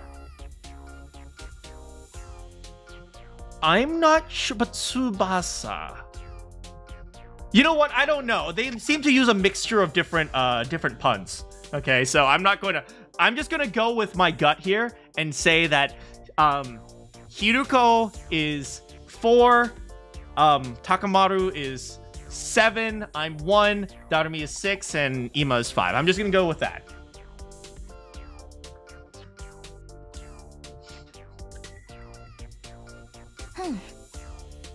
Oh, the armbands are separate from the Libra Mortis codes. Oh, okay. Hiruko does look like the number 4. True, because it's also a pun for death. Well, Takumi, I was unsure how to respond. I wouldn't be there that night. Ushikoshi to Kodaka. The initial 10 names have to be super important to be relevant to numbers. It's really important. I had to jump to the coming of age, but I couldn't come out and say that. Yeah, of course, I'll let Hiruko know about it, too. That settles it. Tonight, we're having a halfway to 100 party. Sure, but name's kind of mid. Then how about we call it the Hump Day Party? Am I picking up on what you are putting down, Miss Amami? Wait. No. Wait, Hump Day. Hold, Ava, I want to make sure you know. Do you know what she is putting down? Hold on, Ava. Hold on, Ava. Hold on a second. That does sound kind of fun. Why not? Sirei, Nigo, you don't mind, do you? Yum, yum, yum. Well, the next defensive battle's on day 57, so yeah, okay, whatever. But no freaking, no grinding, and no throwing it back. Yeah, Kiyoshika, maybe don't bring your sword to this one. I would never freak or grind with the holy Jumanji sword. In public. Wait, what?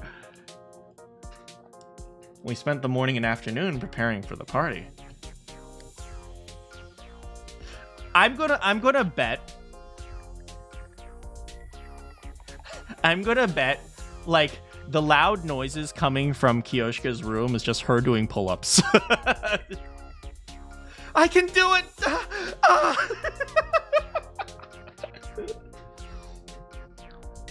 I knew I wasn't going to be able to participate, but I also had no place to refuse, so I helped out too.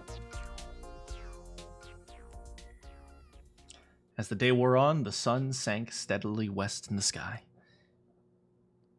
It was 5:40 p.m. Still had some time before I had to meet Hiruko. But I didn't want to get yelled at for being late, so I decided to leave the school. Can you imagine Hiruko? Like, we're playing through Hiruko. We playing through the game. Hiruko dies first, and you're like, well, this character's completely unimportant. And turns out she's like the solution to the entire game. If you don't throw it back, you aren't having fun. I don't know. We gotta ask Takamaru about that one. I don't know. Big Carl always told me to party responsibly.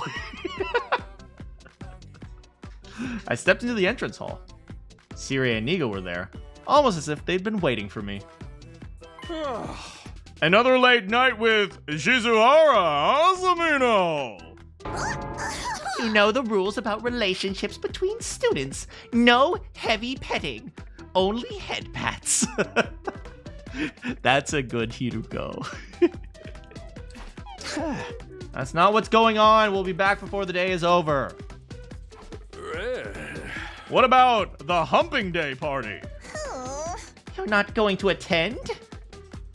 I mean, no kissing between the students, but look at these lips. No, sorry. Do me a favor and come up with an excuse for me, okay? No. You're a real loser of a cannon, pal. Although I admit, you're the one keeping our operation running smoothly. We've yet to experience a single fatality. You even managed to get Mr. Outsuki to cooperate. No hand-holding. So for now, we'll let your egregious behavior slide. Normally I'd have to execute you for this type of stuff. Do you guys realize that execute, it sounds like execute? Look at me, I'm an egg. I hate you, Sirei. I'm so sorry and grateful for your generosity and understanding. He didn't mean that at all. No. Still, I would have never guessed the cerebral glitch repair program could be used like that. You managed to fix Aotsuki's defect and successfully used the DT something something C comes something something got him too. Sounds like Shizuhara's handiwork more than yours, but it was still a brilliant idea. Look at this margarita. It's only grape juice because I don't condone drinking. You're the one who created the program, sir. I think you're the true brains here. Oh, is that so? Only a 300 IQ genius like me could ever make such a thing. Nigo, the thumb drive you gave Hideko must have been a copy of the program on it, right? I never made any copies. Me neither. Uh-oh. Uh-oh. Actually, I don't recall giving Miss Hideko any thumb drive in the first place. Aha. Yeah, there was only ever one of those. Uh-oh. Has our future baby mama been lying to us? On the night of day 16, Hideko and I leapt to the killer zombie timeline. We had two goals. Prevent the death of Hideko II and purge the gay from Takumi II's brain. We succeeded in saving Hideko II, but failed to capture Takumi II, aka Gay Takumi. I cornered him, but fell out of the bathroom window. Yeah, he did. The next thing I knew was day 17. When I woke up, I was back in my room. Treating Takumi too. That's been taken care of too. Ooh, girl, you be lying? Oh!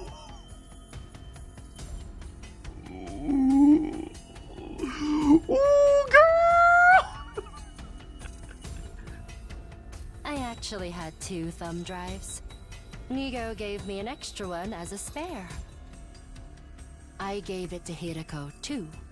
I revealed myself to her and explained everything. Girl be lying? You can't be trusting these hoes, Takumi.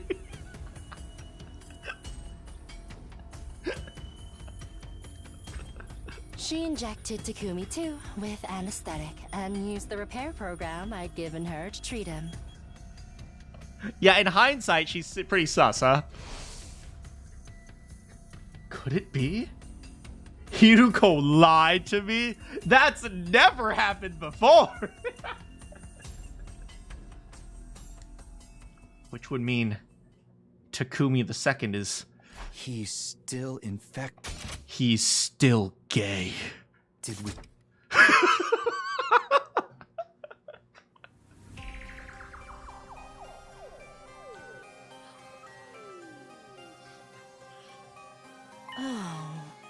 I see.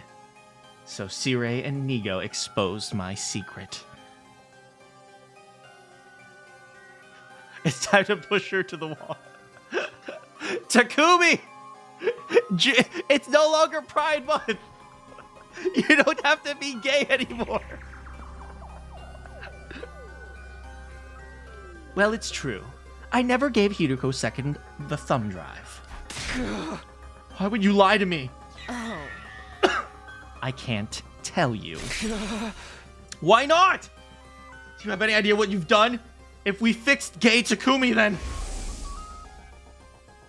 Ava wouldn't have to. Oh, Team Mom. Team Mom, our baker of many cakes.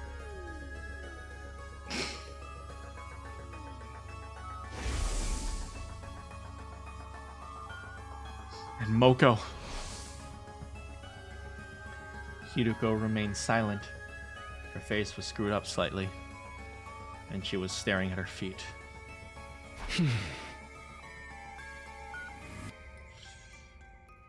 It's fine if you can't tell me why. That's all there is to it. We only have 5 minutes until the leap anyway.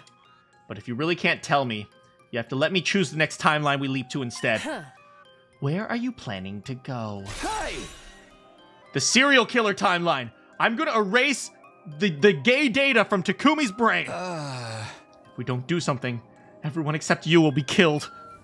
There's no other place for the timeline to go. There's no other place for that timeline to go. Just more branches that end up with Takumi the Second murdering everyone. So you want to create a new branching path? Yes, we're going to create a timeline where nobody else has to get killed. A future where everyone's who's left can... A future where everyone's who's left... Where everyone's who's left... Where everyone's who is left... Where everyone is who is left... Where everyone... Where... Wait, hold on. Where everyone is who is left... No. Where the who is left that belongs to everyone can... I feel like I'm back in like 3rd grade English class. Hold on. Hold on. Where who is left that is everyone's... I don't care anymore. Dyslexia got them. 0 out of 10. And what if I refuse? I only need that thumb drive of yours to fix Takumi.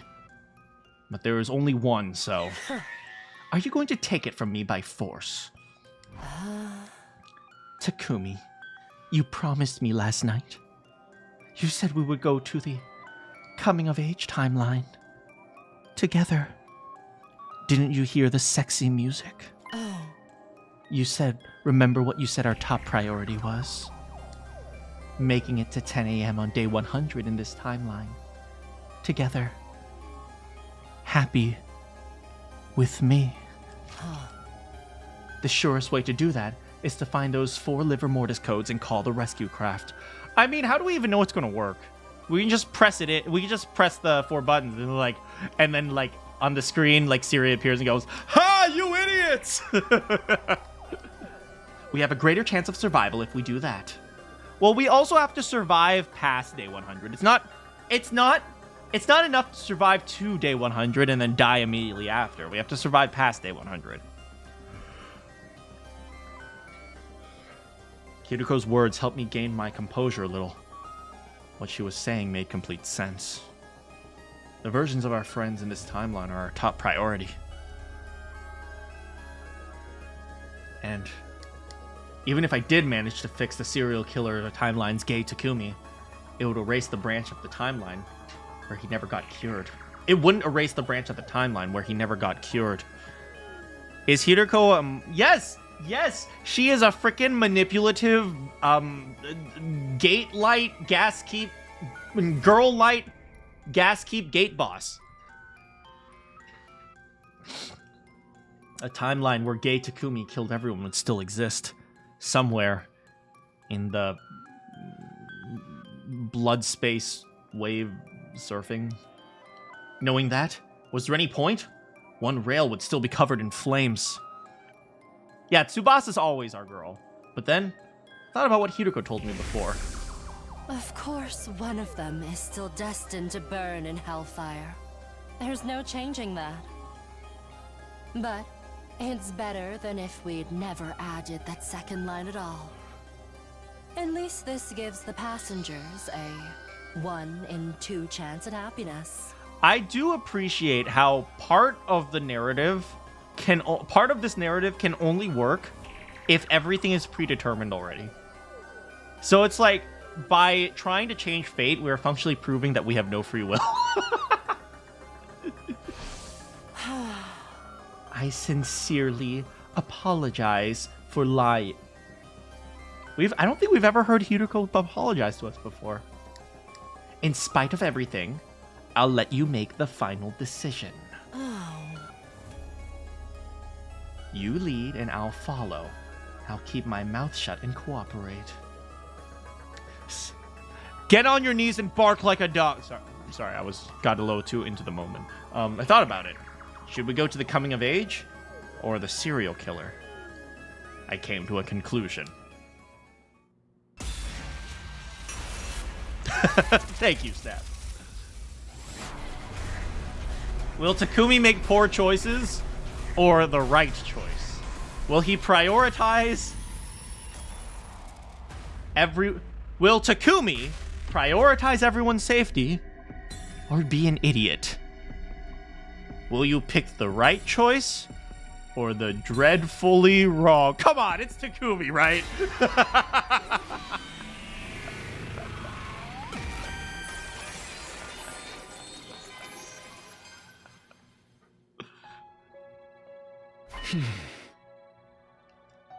Sorry, Hideko.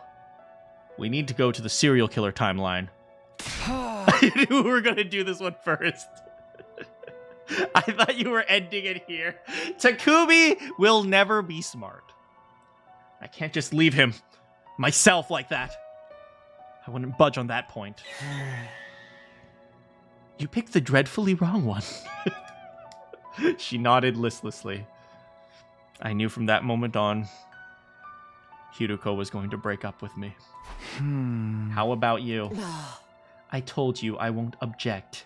I'll keep my mouth shut. So you'll help me? Yes. I gave Hideko a grateful smile. She put her hand on her hip and let out a short sigh.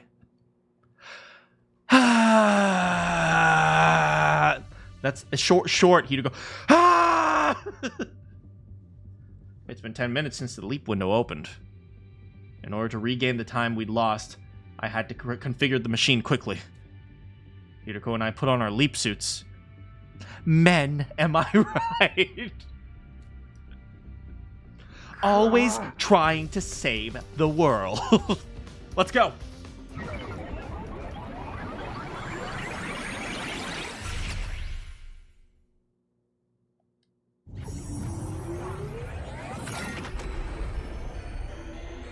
Hey guys, good to see you. Okay, see you later.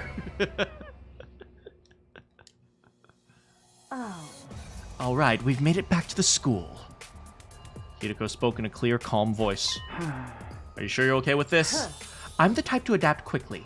I don't waste time worrying, unlike somebody I know. Yeah, I know. That Ima, am I right? Wicked waves with Hajime. Wait, hold on a second. What are you doing here, Nagito? I don't know, I'm just surfing. How are you, Facebook? I'm pretty good. Yeah, surf's up, bro. Yeah, up, bro. Yo, Phoenix, Ryan, what are you doing here? I don't know, I just heard there were good waves over here. Gnarly, bro. The timelines are converging. Now then, we're here to fix Takumi too, but where is he? I think I might know. Today's day 50, the day of the halfway to 100 party. Oh, we're gonna jump him in this timeline, and that's gonna lead to the zombie timeline.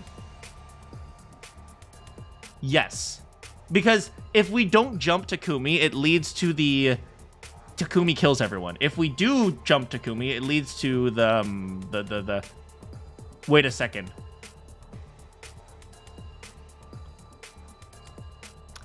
By going into this timeline, what we are doing is we are ensuring that Takumi gets infected by the gay in the first place. By trying to stop gay Takumi, we ensure that he gets infected in the first... Oh, what? Stop! Stop! My puny brain cannot handle this.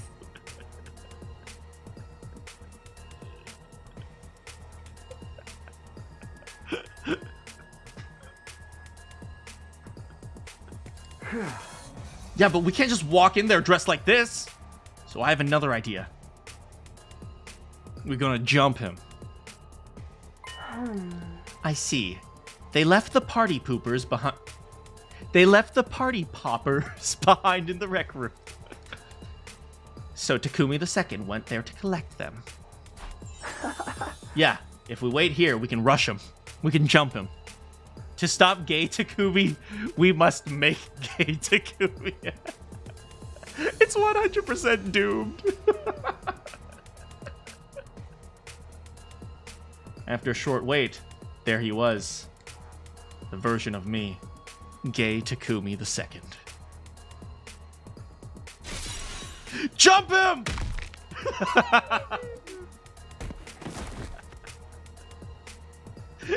Yeah, there's Rantaro, there's Nagito, there's Phoenix, and now there's Facebook. And they all have like the server voice, bruh.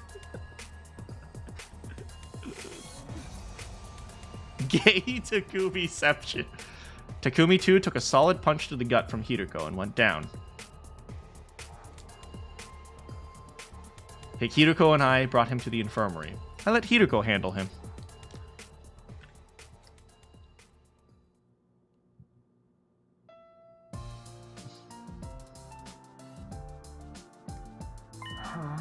All right, his treatment is finished.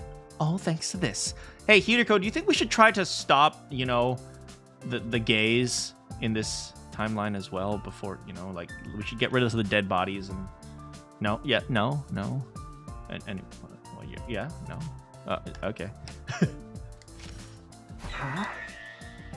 Then the cerebral glitch repair program. Then the gay data in his brain is... No. Yes, it's been completely erased. That means he won't...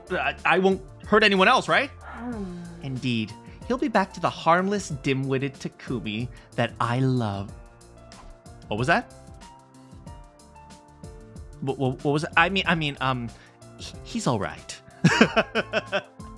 Becoming gay is canon. It's a canon event.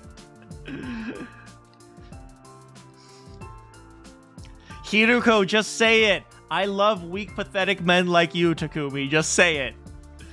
After that, Takumi accidentally bumps into a chair. That's kind of really what happens. You can't stop the cannon, Miles. Hiruko and I hauled Takumi 2's unconscious body back to the metal shop and found a place to set him down.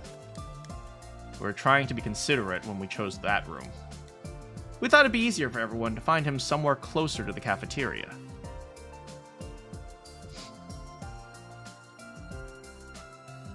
That was the end of our Takumi 2 problem. Hiruko and I quickly returned to the lab.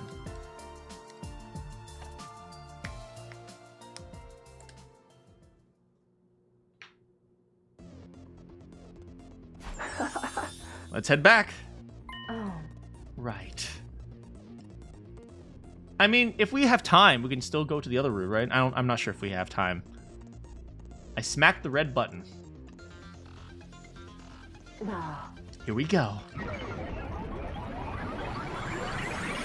Doesn't someone die in the cafe? I think that's in the zombie route. Also, what do you mean the cafe? Oh, the cafeteria, you mean. Yeah, that's in the zombie route, because now that we have repaired Takumi, Yugamu is about to become a zombie and crash the party. So what we should have done after that is gotten rid of Yugamu's body, but we didn't, so. We were back in our original timeline. I was immediately overcome with intense palpitations. The world was spinning around me. I could hardly breathe. At first, I blamed the leap suit.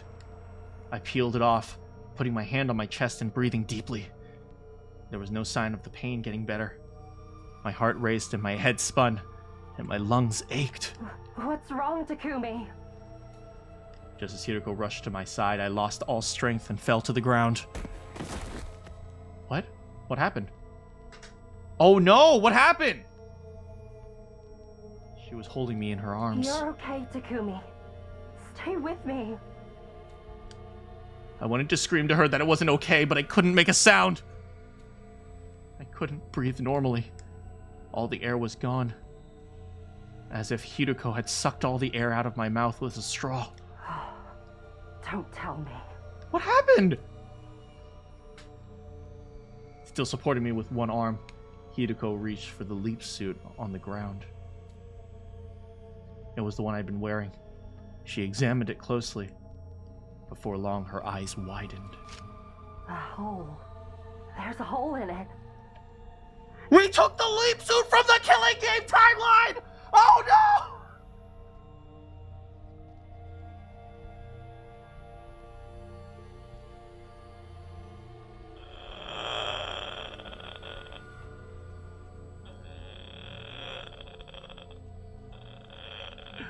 Oops. Oops. Fumble.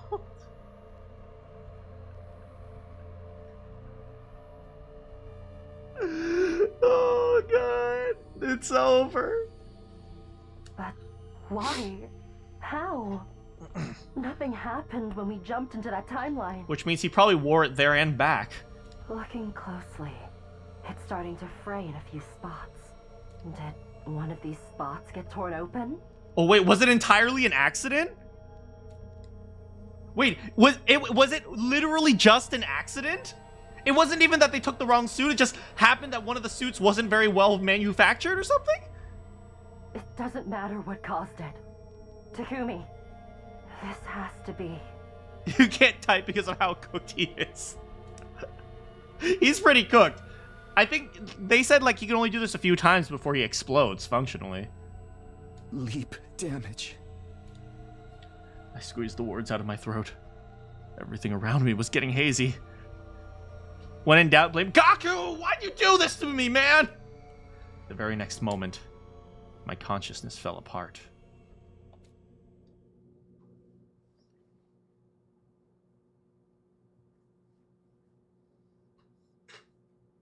Day 71. Drink water. Good call. I woke and my eyelids slowly opened. Hiroko? Hi, Mama.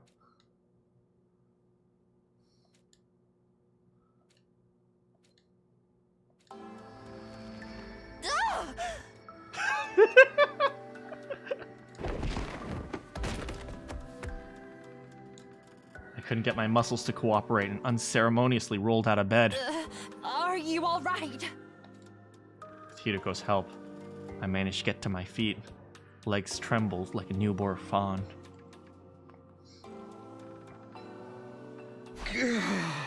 I have 4 questions. 4 so suddenly? What day is it? She continued after a deep sigh. You're not going to like this. It's day 70. Oh, God. I think I made the wrong choice, guys. Oops.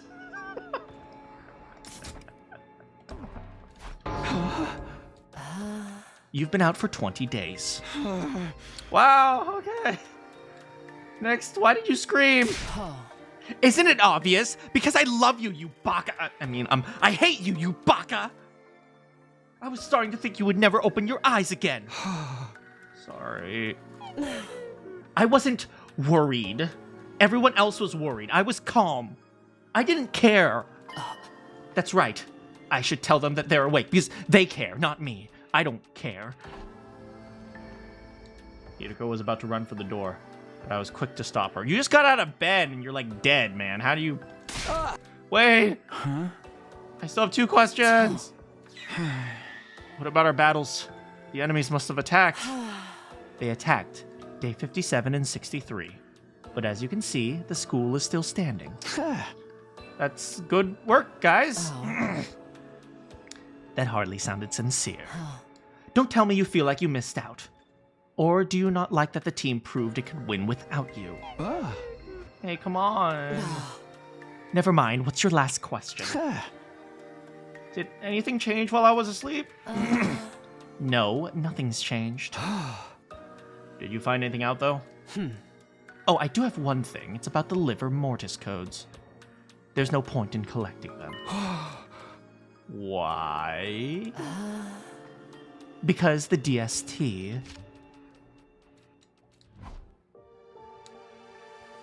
The next moment, I was suddenly seized by a violent nausea.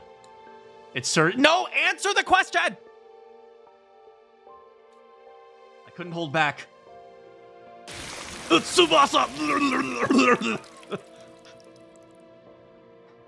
Stop Tsubasa-ing! I spewed liquid all over the place. It was a sticky, shiny, fresh blood. Oh, God. Takumi, you... I'm fine. Don't worry. It's normal. No. Don't lie to me. You're clearly not okay. Not that I care. I don't really care about your well-being. It's just... You're clearly not okay, and I don't like being lied to, that's all. You haven't recovered from your leap damage at all. You need to rest. I've rested. I was asleep for 20 days. What happened while you were gone? Takumi now has, crypto leukemia. But Takumi... The nausea was gone. My vision was blurry. My pulse was racing. My knees were weak. Mom's spaghetti. There was vomit on my sweater already. But the words won't come out. The words I wrote down. You better lose yourself in the mute... I'm so sorry. Tomorrow's day 72. Another attack is coming. I can't leave it all to you. You're planning to fight like that? Don't be absurd. You're in no condition... I mean, I don't care about your condition, but... Still, don't hold everyone back. But I have to. I have to protect everyone's happiness. Then sit down and behave. Bark. Shake. Roll over. If you go out into the battlefield, you'll make them all miserable. I will. You're already slow, aren't you? Oh, you're really slow, aren't you? If you fight now, you're going to die. You leapt twice with your skin exposed. No public indecency. Kinda mean, but when you think about how Tsubasa mentioned how they call her Pukette, why didn't they call her Spewbasa? I think somebody calls her Spew something at some point. Even though you were wearing a leap suit, it had a hole. You know what that means. If you parallel leap, that means no more revivals. Oops, sorry. You'll die. You said once or twice more. Then I have one more time left. That's not how it works, Takumi. It's not like 3 times and I get cancer, but 2 times, that's A-okay. Takumi. I'm okay. Whatever happened now is over. It's nothing to worry about. Hideko shook her head, dumbfounded. You're not in your right mind, Takumi. Do you remember what I told you before? Serious leap damage can affect the brain and rob you of your memories and your ability to reason. Also, gatekeep girl light gas boss. Are you saying I'm not being rational? That is exactly what I'm saying.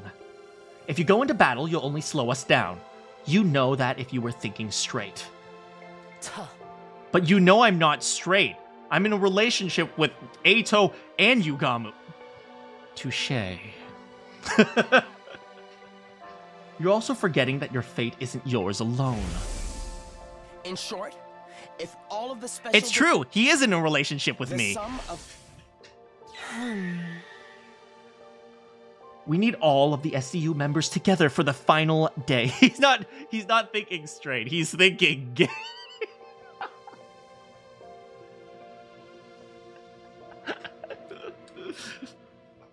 If we lose one person, you and I won't break this time loop. So stay here.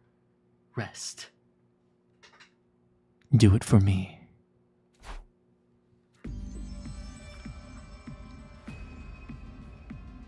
Maybe I wasn't straight. The team managed to win battles without me. Twice. They've more than proven themselves. Maybe there was no sense in forcing myself to go. Arguably, it was the part of my duty as captain to trust them. Who comes on day 73? I don't remember. But even if things had worked out for them so far, there was no guarantee it would be the case for tomorrow's battle. Zenta, maybe? If I stayed back and everyone got killed, I'd be overcome with immeasurable regret. But then again, there are some times where it's just normal invaders and no commander. What was the right choice? Go and fight? Or stay and let everyone else handle? It's just fodder? Yeah, maybe. We're running out of commanders at this point. I agonized. Until...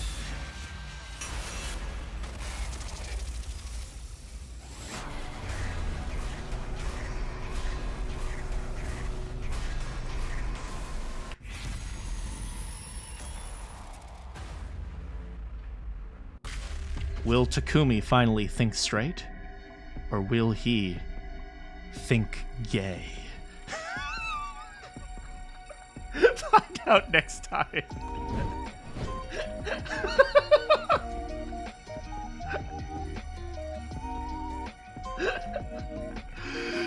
Oh man, this game.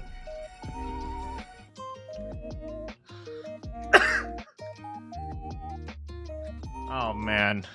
I can't believe it's coming so close to an end, man. I'm gonna miss this game so much. Oh, good God.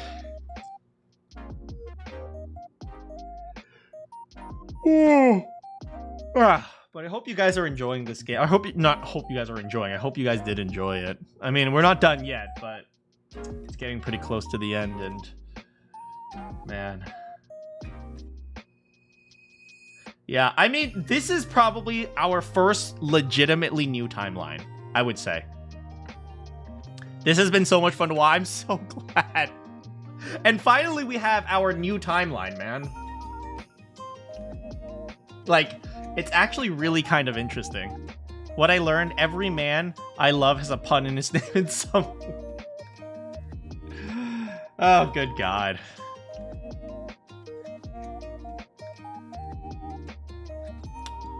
But, yeah, I'm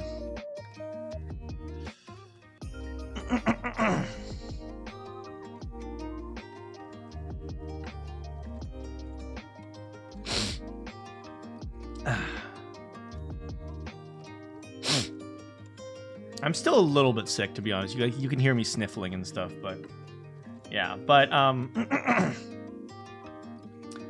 like, what you mean? Daya and Mondo is just diamond. Oh man, like this game has been so like interesting. I'm gonna be honest, this game has been so thoroughly interesting.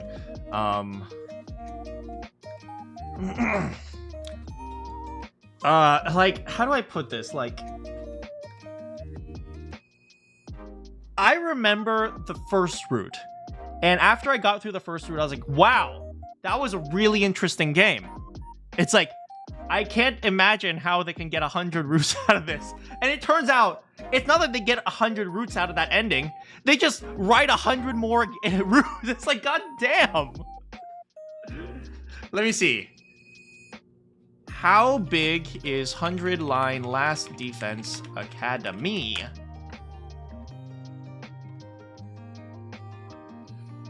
Let's see here.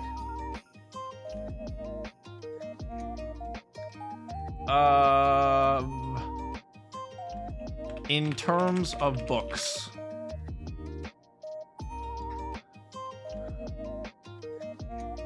Okay, according to Google AI, 100-line Last Defense Academy is roughly the equivalent of 60 paperback novels.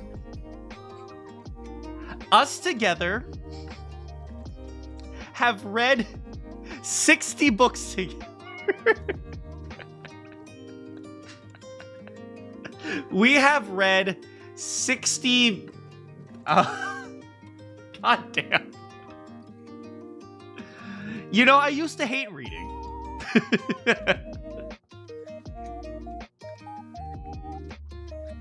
I think somewhere it's the length of the entire Harry Potter series. I could imagine that it's bigger.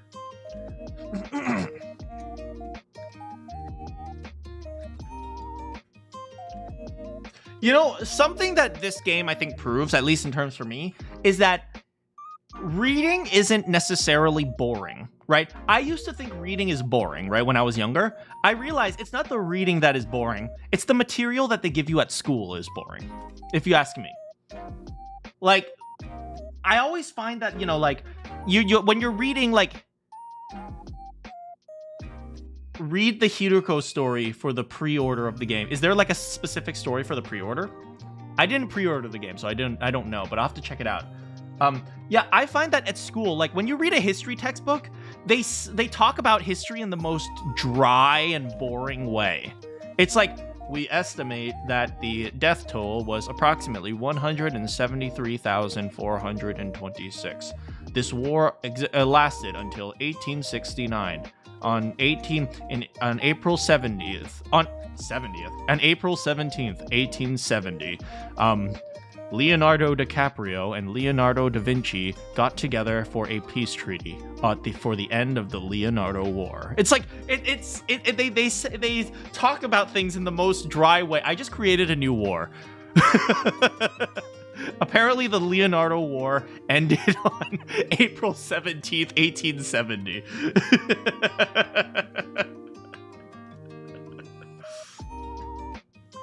When I have something you want to read, you speak. Yeah, when you enjoy reading something, it's very fun. You had to read everything online. Honestly, it's the worst when you have to, like, when you're forced to study something and that thing is the most mundane and dry thing. It's like, history can be really interesting, but instead of talking about like the really interesting things about history, we talk about the most mundane things.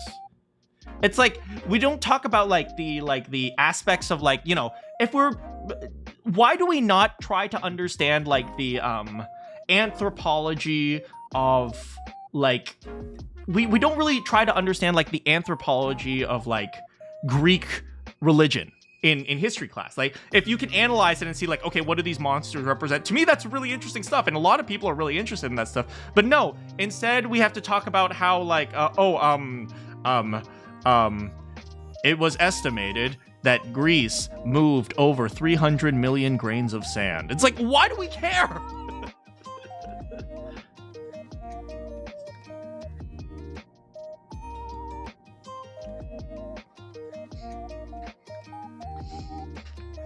Your history teacher did a great job of explaining the past events and putting it in our brains in a way that made it fun. Yeah, I think, you know, really good really good teachers can make bland reading fun. But it's like, you know, not everything has to be like overly bland and factual. One thing I hated is in English class. Did you guys read Catcher in the Rye? God damn, that frickin'... If you guys ever read Catcher in the Rye in high school, no? Well, lucky you.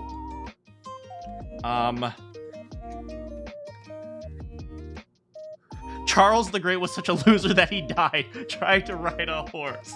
Okay, freaking Catcher in the Rye. I remember reading the book Catcher in the Rye, and it was like, it's supposed to be like a representative of the coming of age. It's like, I couldn't care less about, okay, like, do you guys know what Catcher in the Rye is about? It's about this idiot named Holden Caulfield, and Holden Caulfield is just an absolute moron who just makes his life worse. It's like, I remember there was like one scene where he hires a hooker to sleep with him, and then at the last minute he's like, no, I don't want to sleep with you anymore, it's okay. And then his pimp comes and like, why didn't you pay her? And he's like, I didn't sleep with her. He's like, well, you still gotta pay her. And so he beats her up, he beats him up, and then Holden's like, oh, I'm such a victim. It's like, no, maybe you shouldn't have gone and hired a freaking whore to sleep with. It's like, what the frick? It's like, it's about a dude who just makes his life worse. It's like, I have absolutely, it's like, why do I care about this stupid idiot?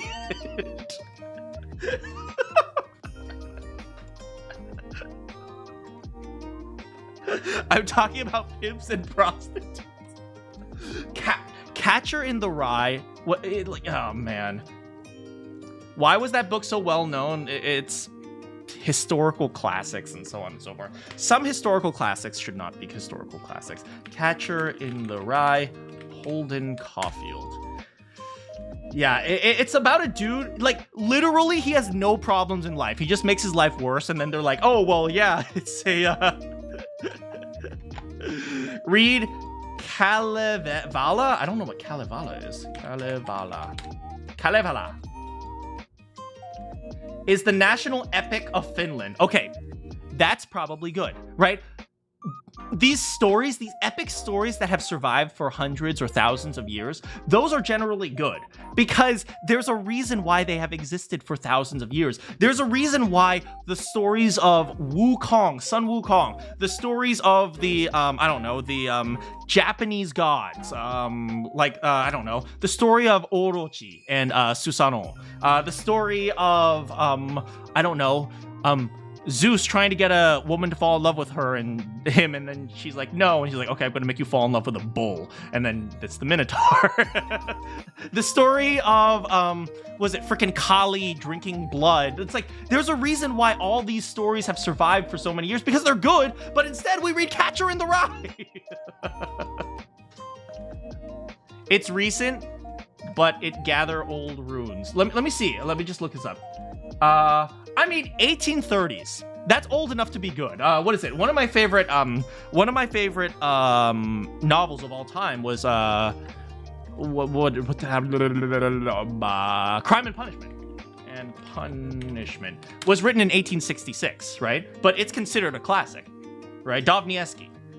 There's a reason why Finland have Finnish as a national language instead of Swedish. I hear that Finnish is really hard. I hear it's really hard to learn. Because they have a whole bunch of like different verb conjugations. Yeah, fables, mythologies, all those things are so interesting. Am I becoming Korikyo? I'm becoming freaking Korikyo. Oh my god. Reject Huckleberry Finn. Okay, there was Huckleberry Finn, and then what was the one that comes after Huckleberry Finn?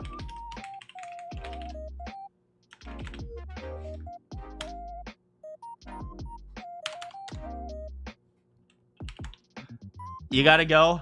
Thanks so much for coming, Kiyoma. Are you talking about over strategy voice actor? Wait, what? Wait, Huckleberry Finn was written by Mark Twain. Wait, hold on. Mark Twain books. Wait, which one was the which book? I don't even remember Mark Twain. Okay, there's hold on. Tom Sawyer, there's Adventures of Tom Sawyer, Adventures of Huckleberry Finn. Was Tom Sawyer the one who was just like a complete like troll? You do know Epic the Musical. That's the Odysseus one, right? The Odyssey is fantastic. The Odyssey is so freaking interesting. Between a rock and a Scylla. I remember I really liked the book by Mark Twain where the kid was just a complete jerk. That was the one I liked. It wasn't the one that was like deep and meaningful. It was the one that where the dude's just a complete asshole.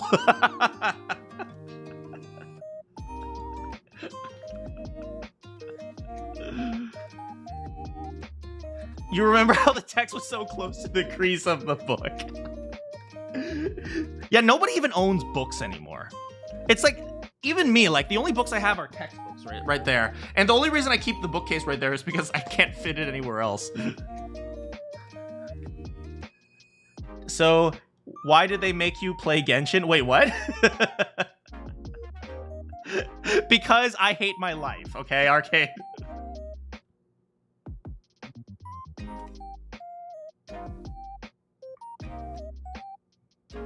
You've been thinking about a no longer you anime. I'm not sure what that means, to be honest. I don't know what that means. Hold on a second, sorry.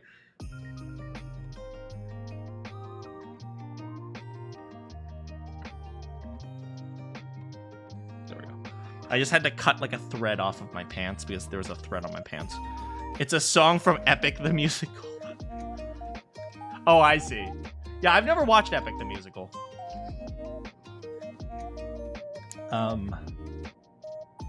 But yeah, there's so many interesting things that you can read, but instead we read Huckleberry Finn. But instead we read like Catcher in the Rye. You cut a thread. That was an essential job, man. Yes, it was.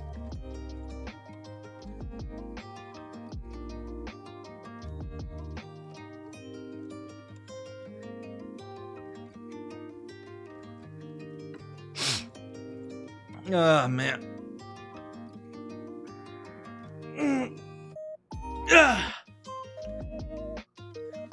Now the yeah, we killed a thread, and now everything crashed. Haha, CS jokes. I hate my life. Was I going to watch the video? You guys want to watch a video with me? You guys feel like watching a video with me? All right, so today I had a very unexpected collaboration, or I guess it was yesterday, I don't know when, with Asmongold.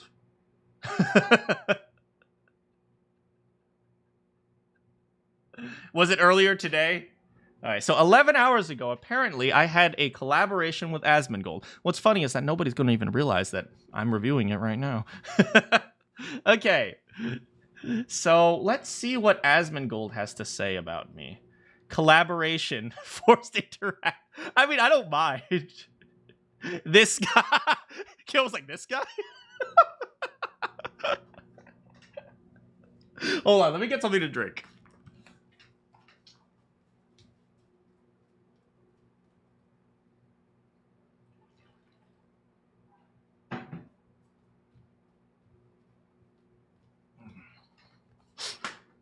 Hold on a second, actually. I think I saw a comment somewhere here. Give me a moment. No, that's me. So I did, but I have more time. Where is it?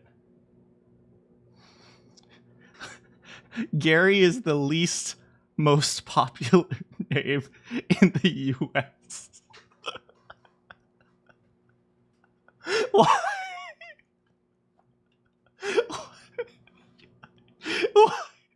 Why? Why is Gary such a meme name? Why? Why do you do this to me? Imagine sharing a name with a city from Indiana. Shut up! I hate you all. Anyway, SpongeBob, do you realize when I was a kid, so many people would meow at me? Hey, Gary, meow. Shut up, my name's no longer Gary. It's Mana. And I am not young. It's Mana Oldman. Okay, let's see what Asmongold has to say about me. My name is Gary. No, it's not. Shut up. My name will never be Gary. Meow. Yes, my name is Gary. And you get to see my video. Oh, he says only 1% of voice actors will survive. That's harrowing title. With AI game Arc Raiders winning, this video is more relevant than ever. Okay, how's the volume, guys? Is it too loud, too soft? It's a little bit soft for you guys. I'll turn it up a little bit. Of course, the screenshot that is the very first screen is the freaking Ninja Gaiden 4 priestess. Of course, that is the representation that I am. It's some pretty girl. I am not a freaking simp, okay? Stop. One thing I like about his chat is that whenever there's a pretty girl on the screen, they all post that like Pepe image of them looking at the screen. With AI game Arc Raiders winning, this video is more relevant than ever, and the only VA that isn't afraid to listen to Asmon. How's it going, everybody? Hey, I'm the only person that isn't afraid. I mean, I'm going to be honest here, right? Do you guys remember what I said about villains? About how the absolute worst or the greatest villains, or like the scariest villains, are the ones that are right. You know, one thing I've always thought about Asmon, he kind of portrays himself like a villain, like this unapologetic villain that is like, we're going to take down the terrible industry. But he's right about a lot of things. It's one of the reasons why so many people don't like him. I'm about to become known as the one guy Asmon watches. Oh, God. I'm going to be the best YouTubers. I don't know about that. I'm not sure I'm cut out for that. Anyway. That's me. Look at me. I'm so pretty. Wait, it's not me. It's not me. Anyway. Less bald. Jover. It's over again. Not the critical role guy. Oh, I think I used Matt Mercer as a part of the thumbnail. I'm Gary. I'm a voice actor, I'm a gamer, and I'm a PhD in AI speech technology. Oh, wow. So it's been a while, huh? The AI voiceover strike is over, and why did they put the rainbow Pepe with Gary? The frick, guys? Quite a few voice actors aren't exactly happy with the results. And I mean, if you've been paying attention to the news, you should know. It's so funny to me that these people think that there is any path other than AI replacing them. You have to be so profoundly delusional that I can't even imagine it.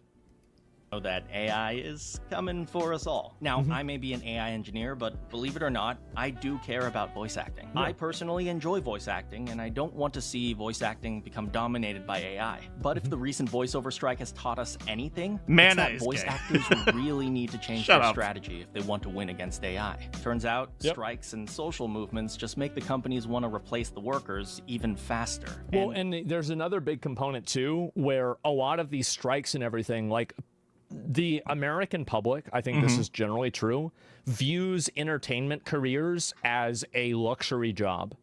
And because of that, any person who complains about their luxury job earns a tremendous amount of basically disgust by the society, right? People don't like that because they don't want to hear about how, oh, it's so hard to be me, I have to talk for a living. And again, I'm not even saying that they're wrong, but I'm saying that the public just simply does not, the public does not respect these luxury jobs and their problems. You know, I've said this a few times with you guys, right? First of all, it has to do with entertainment jobs, right? Things like art, things like acting, things like so on and so forth. I do look really smug in this screenshot. Frick. The problem, you know, one of the big problems is that there are a lot of professions that are very open-ended when in terms of like, what do you call it? Like, the values are very open-ended, right? So when it comes to art, right? I've said this before. In theory, there is such a thing as good art and bad art, right? But it's not well-defined enough to actually have some sort of like solid grasp. Like, for example, if you have a cell phone, right? You can say, my cell phone will receive a signal in 3 seconds, whereas the competitor's cell phone takes 4.5 seconds. So there is an actual metric there. There is no metric that defines the art world. And that's kind of the big problem. And that's one of the reasons why when you have all these artists that are complaining that that nobody values me or nobody takes me seriously. You should pay me more. A lot of people either can't comprehend or unwilling to comprehend, or just frankly are correct about being incapable of comprehending the idea of what they create being of any value. Because art, by the definitions that the very own artists create, doesn't have a clear way to be defined. Artist perspective. Exactly. Smug Elena and Smug Becky, get out. Art is entirely perspective. Now, in theory, if you want to go down the rabbit hole, you can actually mathematically and statistically analyze art and figure out what exactly is good about it. But once again, the artists don't like that because that actually makes AI better as well. So the artists don't want there to be a well-defined or predefined goal. Because if you can define something that is predefined, if you can make something that is predefined, by a consequence, there will be a competition on how to hit that, right? So it's like the moment you create a target, there are a lot of artists that will be out of a job. Because a lot of artists out there aren't trying to hit the target. They're trying to do something fancy and schmancy and so on and so forth. And because there's not, it's difficult to describe exactly what I'm saying, but it's like, because there's not a target, the industry exists as this kind of like half professional mishmash of stuff, right? They fear the one thing that will save them. Yes, that's exactly it. Because do you know who hates metrics? People who will lose if the metric exists. That's who hates metrics. To me, it never feels the same with real art. Yeah, exactly, right? There is a metric, but it's super like half defined, and as a result, like we don't actually.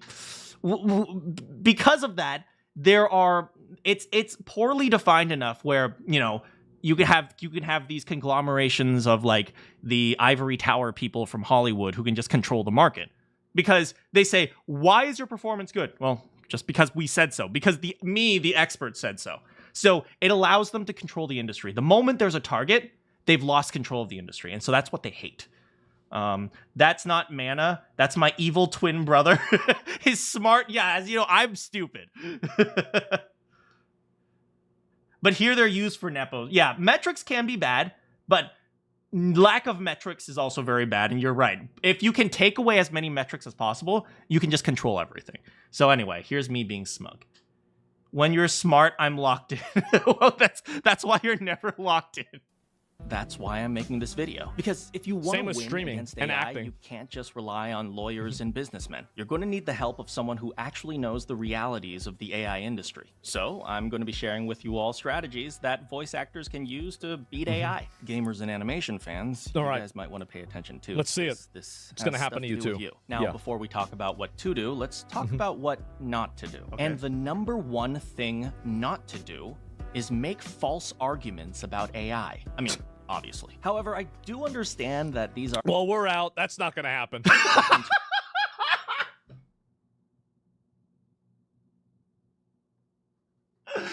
True. Usually come from a place of ignorance and not maliciousness or misinformation. After all, I can't expect voice actors... I don't agree with that. And maybe he's just trying to be politically correct with the video. But I think that a tremendous amount of people know that they're lying and they engage... Stop exposing me. Stop exposing me. Stop it, Aspen. To an extent, he's not wrong. I was very careful about how I worded this video as to not over push my position. I was very careful about it. He's absolutely right on that. I was because I knew that, it would also just saying that AI is relevant makes a lot of people upset. And this is me as an AI engineer. Like I mean, I have a basic understanding. I'm not going to say like I'm an expert. I have a basic understanding. I was very much tiptoeing on ice. And I will say there are people who don't know what they're talking about. But at the same time, he's also right. To an extent, I'm trying to be as nice, politically correct as possible. And he's saying like, oh, well, maybe there are some people who are just who are just lying. Well, yeah. Yeah. Stop holding back. I don't want to die.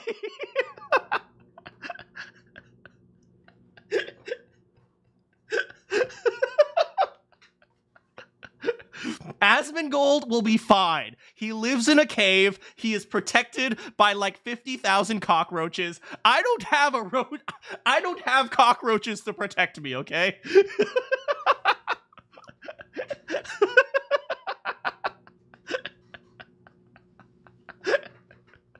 Age in the lie intentionally. I think it's very common. It's like with any sort of social movement or anything like that. I think it's very common that happens.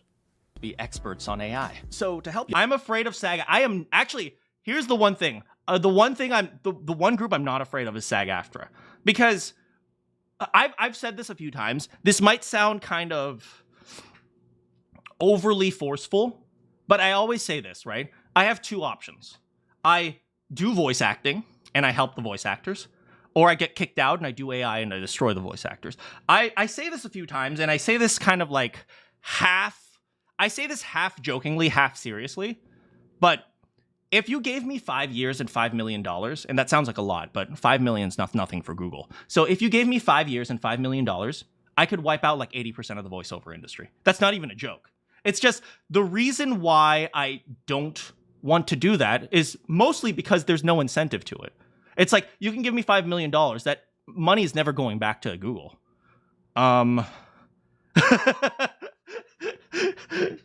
Who's we?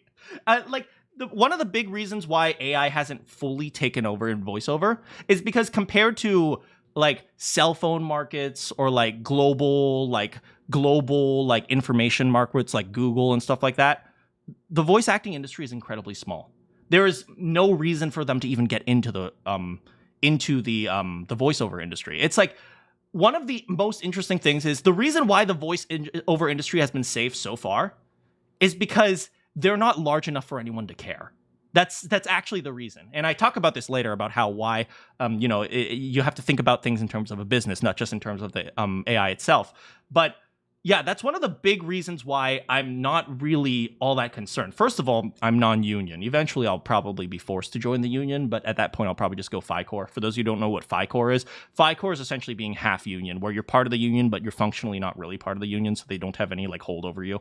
But yeah, it's one of the reasons why, like, now, this being said, I think there are a lot of people that are just super, super anti-SAG. Like everything, SAG-AFTRA does some good and some bad. I think one of the biggest problems that they have is they don't explain what they're doing.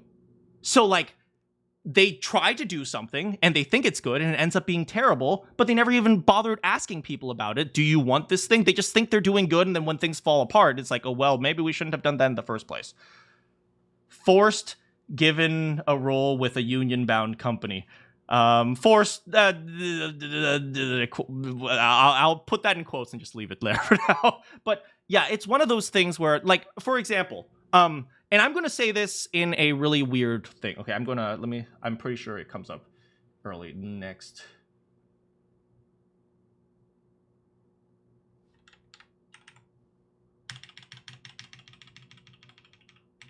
Hold on.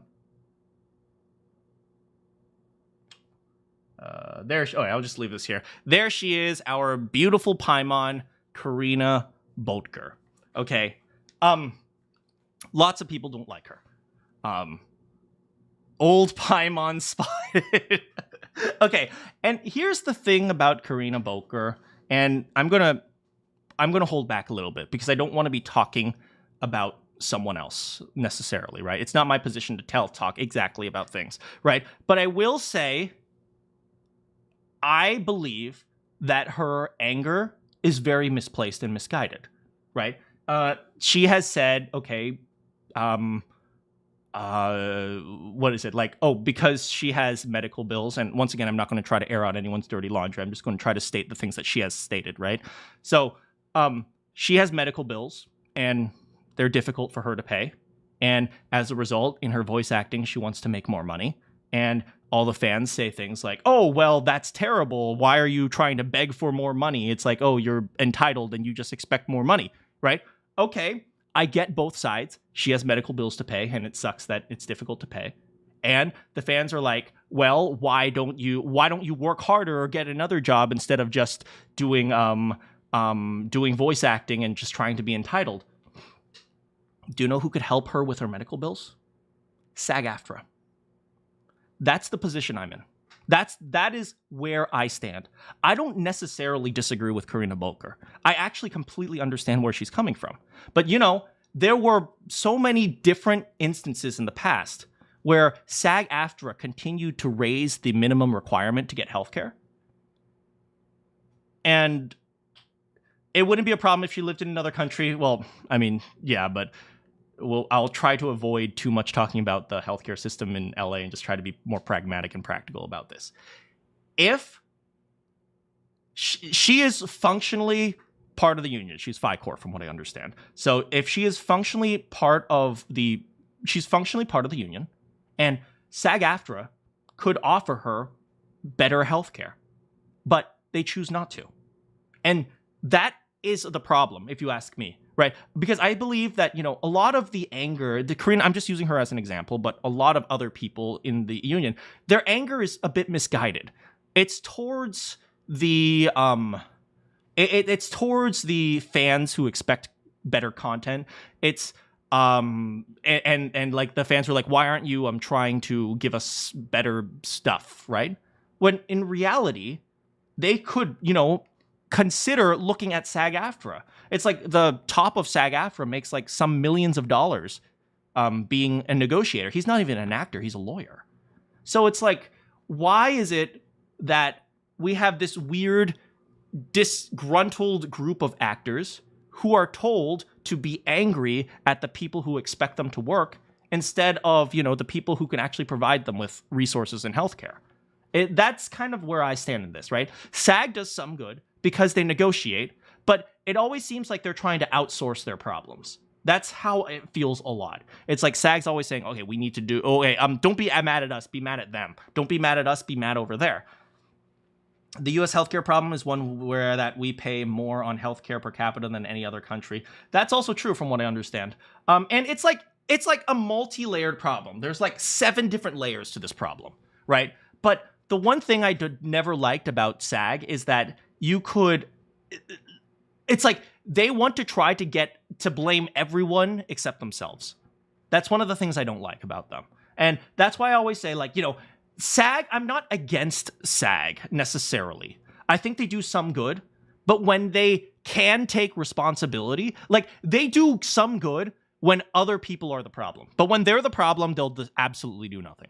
And that's always the worst part, right? It's true of everything, right? There are a lot of unions where the very thing they try to fight against ends up what they become.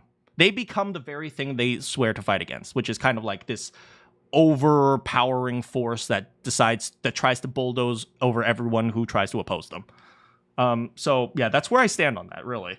Anyway, yeah, there's old Paimon. I'm the equilibrium. This is the really interesting thing about that. Let me just address that for a second, Snap. I always say, if you want to figure out what people think or how people should view the topic, don't pay attention to the things they say. Pay attention to who's paying them, right? If people agree with one thing and the company is paying them, if they agree with Google and they're like a Google employee, well, of course, right? But if they agree with, if they hate Google and Google's paying them, then that's like, okay, well, maybe that's interesting. And this is one of the interesting things about where I stand. I stand in a really unique position because nobody's paying me, right? I can go in either direction. Or maybe you could say it's not nobody's paying me, but more like I can go in any direction I want. I can go into the voice acting direction. If they decide to reject me, I can go into the AI direction. It's like I don't have a side specifically because I have enough involvement in both sides where they can't buy me from one side or another. That's one of the reasons why I can like address the problem from a very like straightforward stance, if that makes sense. I don't exist at Q is equal to K, but he makes it look I don't understand science. I'm Mana. I'm not Gary. I'm not smart. You're mainly neutral, so you observe things. Yeah, exactly. You know, I think I can't be bought at costume. Yeah, it's really difficult to buy me, not because, you know, people can't pay it, but because, you know, because like I have enough involvement in everything where like no side actually has a hold on me. If one side abandons me, I just can jump to the other side. But it's like at this point in time, you know, that it's one of the reasons why I say, hey, you know, let's pay to the voice actors, pay a little bit more attention to what these guys are saying. He can't be bought unless you have blue hair. We don't talk about that. Mana looks like me. Mana looks at me like I don't own an air fryer. Well, maybe you should try getting rid of that deep fryer. Takumi, go get him. Jobs and their problems. That's why I'm making this not to do. And the be to start with a science lesson. A crash course on what AI Oh no, science! is, so you know what to argue and, more importantly, what not to argue. So a couple decades ago, a problem-solving algorithm started gaining a lot of popularity among computer scientists. This algorithm goes by a bunch of different names, and there are a whole bunch of different implementations. But for the sake of this video, we're just going to call them neural networks. Now, these neural... so, fun fact for you guys. These papers are all the papers I hate. Every paper I put there are the papers I hate. And the reason why I hate them is because they're all the best papers. So they're like, oh, I have to read this paper. This paper makes no sense. Why would you do this? Why would you attach this over here? I don't understand this mathematics. I spent frickin' years reading this one frickin' paper. All you need is attention. I hate this paper so frickin' much. You don't even understand. I hate this paper. 200 cited references. Let me see how many citations this paper has. Hold on, let me pull up a separate thingamajiggy. All you need is attention. Google Scholar. Let me just go. Wait, hold on. Google Scholar. All you need is attention. It has 207,000 citations. So, there you go. There you go, guys. Yeah, it's a very important paper. It's a very important paper in the field. Yeah, that one has 207,000 citations. Where is gaining a lot of popularity among. Let me see the other ones. BERT. Oh, BERT. Google Scholar. Pre-training of deep bidirectional. This one has a lot as well. This one has 151,000 citations. So yeah, these are really important papers. Also, you're getting published. Hey, freaking congratulations, man. Yeah, good for you, man. Yeah, no, that's actually a big deal. Getting published. I don't know. Is it your first time, second time? Yeah, but you know, you'll DM me the DOI. Absolutely, yeah. Totally. No, I'm not being sarcastic, even though I sound sarcastic. Yeah, I'm not being sarcastic, totally. I look forward to seeing it. That's your first? Hey, that's awesome. Congratulations. And I know you're just about to graduate and go into grad school, right? So, I mean, that's a really good head start on your grad school. Anyway, stop making me think about my terrible academic life. Anyway. For the sake of this video, we're just going to call them neural networks.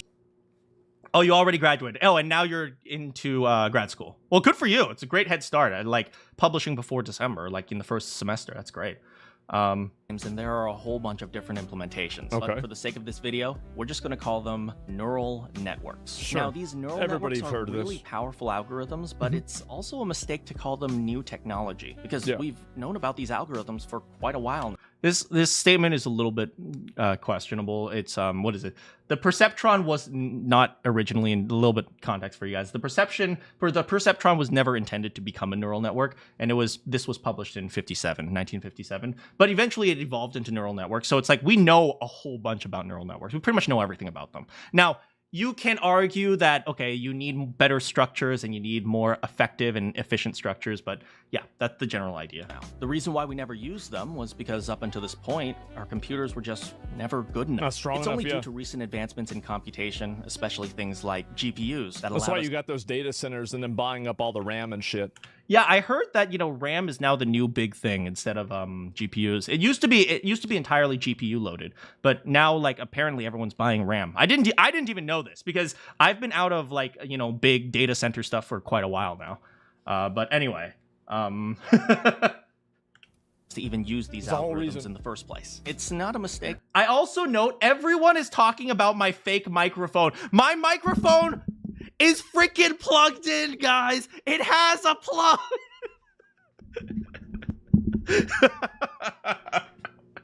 Algorithms in the first place. It's not a mistake that Nvidia's stock shot up in the past several years. Now these, because they see this, the XLR cable, right here, and they're like, "Oh, the microphone's not plugged in." It's plugged in. Neural networks come with a very interesting mathematical proof, kind of like the rules that these networks follow, and it's probably the scariest use of mathematics you will ever see. It's called the Universal Approximation Theorem, or UAT for short. Now, don't get confused here. This is not I want to see what standard English. This is the language of math, and in math language, theorem or theory doesn't mean idea, it means fact. And approximation in this context doesn't mean close enough. It actually means perfect or exact. It's weird math stuff. So, for those of you who've taken your calculus class, I can explain that a little bit. So, an approximation is this idea that if you can take any error and you can find a network that makes it small enough. So eventually that error goes to 0. So even though you're approximating it as the error gets smaller and smaller and smaller. So eventually it becomes that, even though it never reaches that. Do you guys remember your limit theory? You guys remember your delta epsilon proofs? Anyone who's taken calculus? Pythagorean theorem. It is not the Pythagorean theorem. They'll be too ignorant about my plugged in microphone. But yeah, limit theory, if you guys remember. It's not limit theory. It's limit theory is a little bit more complicated. It's limits. Essentially, for every epsilon, you can find a delta where the delta is small enough where it's within the epsilon. If you guys remember your limit theory, that's why approximation actually means exact, because you can get it closer and closer and closer and closer to the exact point. If we wanted to, you picked economy to not do that. You're publishing a paper on your work with a finite approximation. That's actually really cool. Good for you. Pre-calculus memories. Hell yeah! We never had a pre-calculus in my high school. We called it a mathematical, and it was functionally pre-calculus, but we called it like math analysis or something like that. I'm speaking gibberish. Name this theorem in layman's terms, we would call it the AI can perfectly solve every problem ever, and that's a fact. Great. Awesome. Amazing. Yes. Fact. And that is exactly what the UAT mathematically proves. You understand to some extent. Well, you don't have to understand perfectly. The idea is that for any function is a difficult word. Okay, I'm going to tell you guys. I saw a good comment down here. I actually responded to it. Here, this guy. Saying the UAT implies neural networks can solve anything is such a stretch. I actually responded to this one. Oh, look, it's actually one of the top ones. And this is what I wrote. It's a little bit small, but I said, "Hey there, it's me, the guy who made the video. And frankly, you're not wrong. You can certainly argue that I stretched the idea of UAT a bit. The reason I took this approach was to get across the idea that there is a strong math foundation that pushes AI forward. And specifically, this is directed towards voice actors who don't really have an understanding of AI. I thought for quite a while about how to explain the UAT section of my video with more detail, covering things like continuity, function spaces, limits, etc. the conclusion I came to is that if the viewer is capable of picking apart my explanation, they probably don't need me to explain things in the first place. So long story short, it's fine if you don't completely agree with how I described the UAT. It's a quick and dirty explanation to get across the idea to average Joe. And that's functionally what I'm saying here. So he said, if you go back here, I'm only 4 minutes into the video. I'm just yapping like crazy. AI can perfectly solve every problem ever, and that's a fact. It's not entirely like that. We have to talk about things like limits and how quickly you can converge to that conclusion. We can also talk about things like it's very difficult to actually converge to the right conclusion. It's what I talk about in terms of existence theorem, but it's a little bit later. But long story short, the dude's not wrong. I stretch this idea a little bit just to put a point out there. And the point out there is we as people are not necessarily unique. You can, in theory, reproduce us. You can, in theory, reproduce every single thing that we do. Even if it might not be feasible or practical. What am I, a chemistry professor? No. I study semiconductor doping. So it's all quantum physics, quantum mechanics, and so everything is a lie. Science jokes, guys. That's why you guys watch me. Pre-calc was your least favorite math class, and you took calculus number 2. I guess it's calculus. Is that calculus BC? I'm now dissecting his own words. That's how you know it's good. I said this, but that's actually not true. Hold on, I need more water.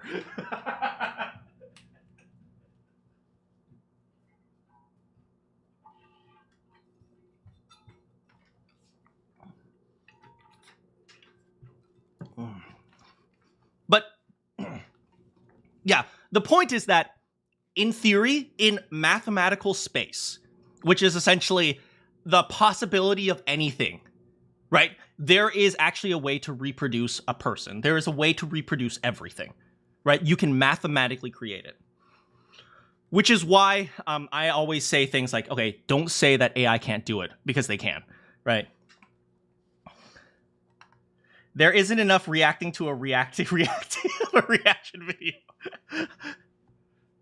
You're stalling to say, oh, I'm sorry, Kyo. Yes.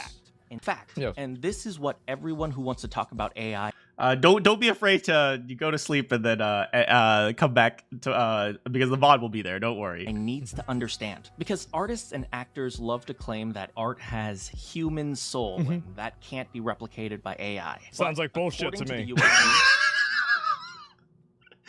I appreciate how he's just so straightforward with things, to be honest. If I ask, hey, AI, make a voice acting robot that is better and has more human soul than Matt Mercer, Yuri Lowenthal, and Crispin Freeman combined, it can do it. And it can do it. Of course it'll do it. Yeah, I mean, anybody who's saying that is just thinking about it from an emotional perspective. They're not thinking about it functionally. They're not looking at it logically.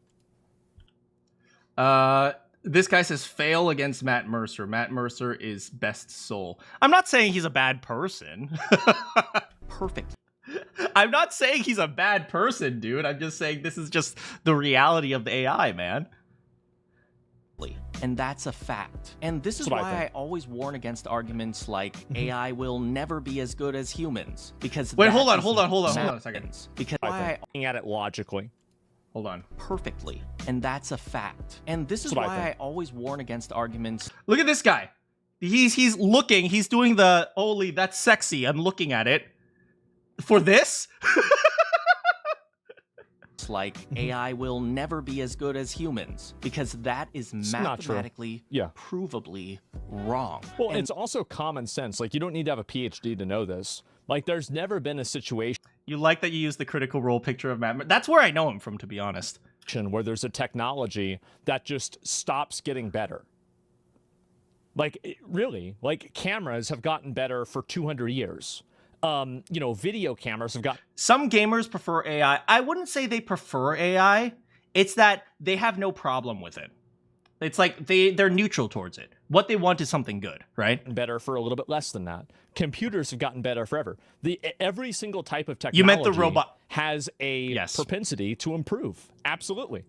This is the existential problem that is surrounding the field of AI. Because the implication of the UAT is that AI is better at being a human than you are. And that is not debatable. So the first thing you need to do is wrap your head around that and then come to the conclusion that, well, that's it. It's over for us human meatbags, right? Well, I mean, not exactly. Of course. Because this hopefully led you to another question, which is, if AI can solve everything, why hasn't it done it yet? And that question is the real question that encompasses the AI industry. You see, the universal approximation theorem is a very special type of theorem in mathematics. It's called an existence theorem. And existence theorems have a critical weakness. What existence theorems do is it takes a problem and tells you that there exists a solution, hence existence theorem. But what an existence theorem doesn't do is tell us how to get that solution. So I'm assuming the massive infinite scaling levels of solution problem solving mechanisms and like computing power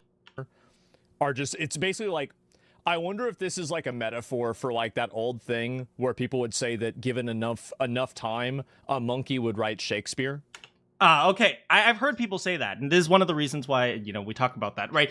Here's the interesting thing about this existence theorem, right? Existence theorems are kind of have this interesting thing about them, where some existence theorems are just like, okay, it exists. But the UAT is a little bit more specific than that. It's actually a limit theorem. And I don't really describe that, but you know how he said, okay, if you give a monkey a typewriter, it can eventually type Shakespeare, or you can get like 300 pages of the letter S in a broken typewriter, right? But one thing that this theorem does is that as you improve it, it continues to get closer. Right? So it's not like the monkey where you're just randomly hoping that eventually it'll write Shakespeare. It's not like on the 5th day, it'll get like 10% close to Romeo and Juliet. And then on the 50th day, it'll be 30% close to Romeo and Juliet. And on the 70th day, it'll be like 80% close to Romeo and Juliet. That's not going to happen for a monkey, right? Monkey's just going to keep typing until eventually something happens, right? But in this existence theorem, which is a type of limit theorem, at least the UAT is, it means even though we don't actually get it, it will continue to get closer and closer and closer and closer to the exact solution. So it's not just like you're throwing tomatoes on a wall and see what sticks, right? Eventually, it's going to converge. And that's what makes it a little bit more, it makes it a little bit different compared to that, right? I like the idea that every couple of months, Gary breaks into my apartment and records a video. Take it. I'm assuming that's probably in the same spectrum. Put this up. He's like 90% there, so he kind of gets it. He gets it enough. As someone who I assume never took a calculus class or never like finished his calculus classes or like did like math in university, that's actually pretty close. The whole Shakespeare monkey thing. It's actually he's like 90% of the way there.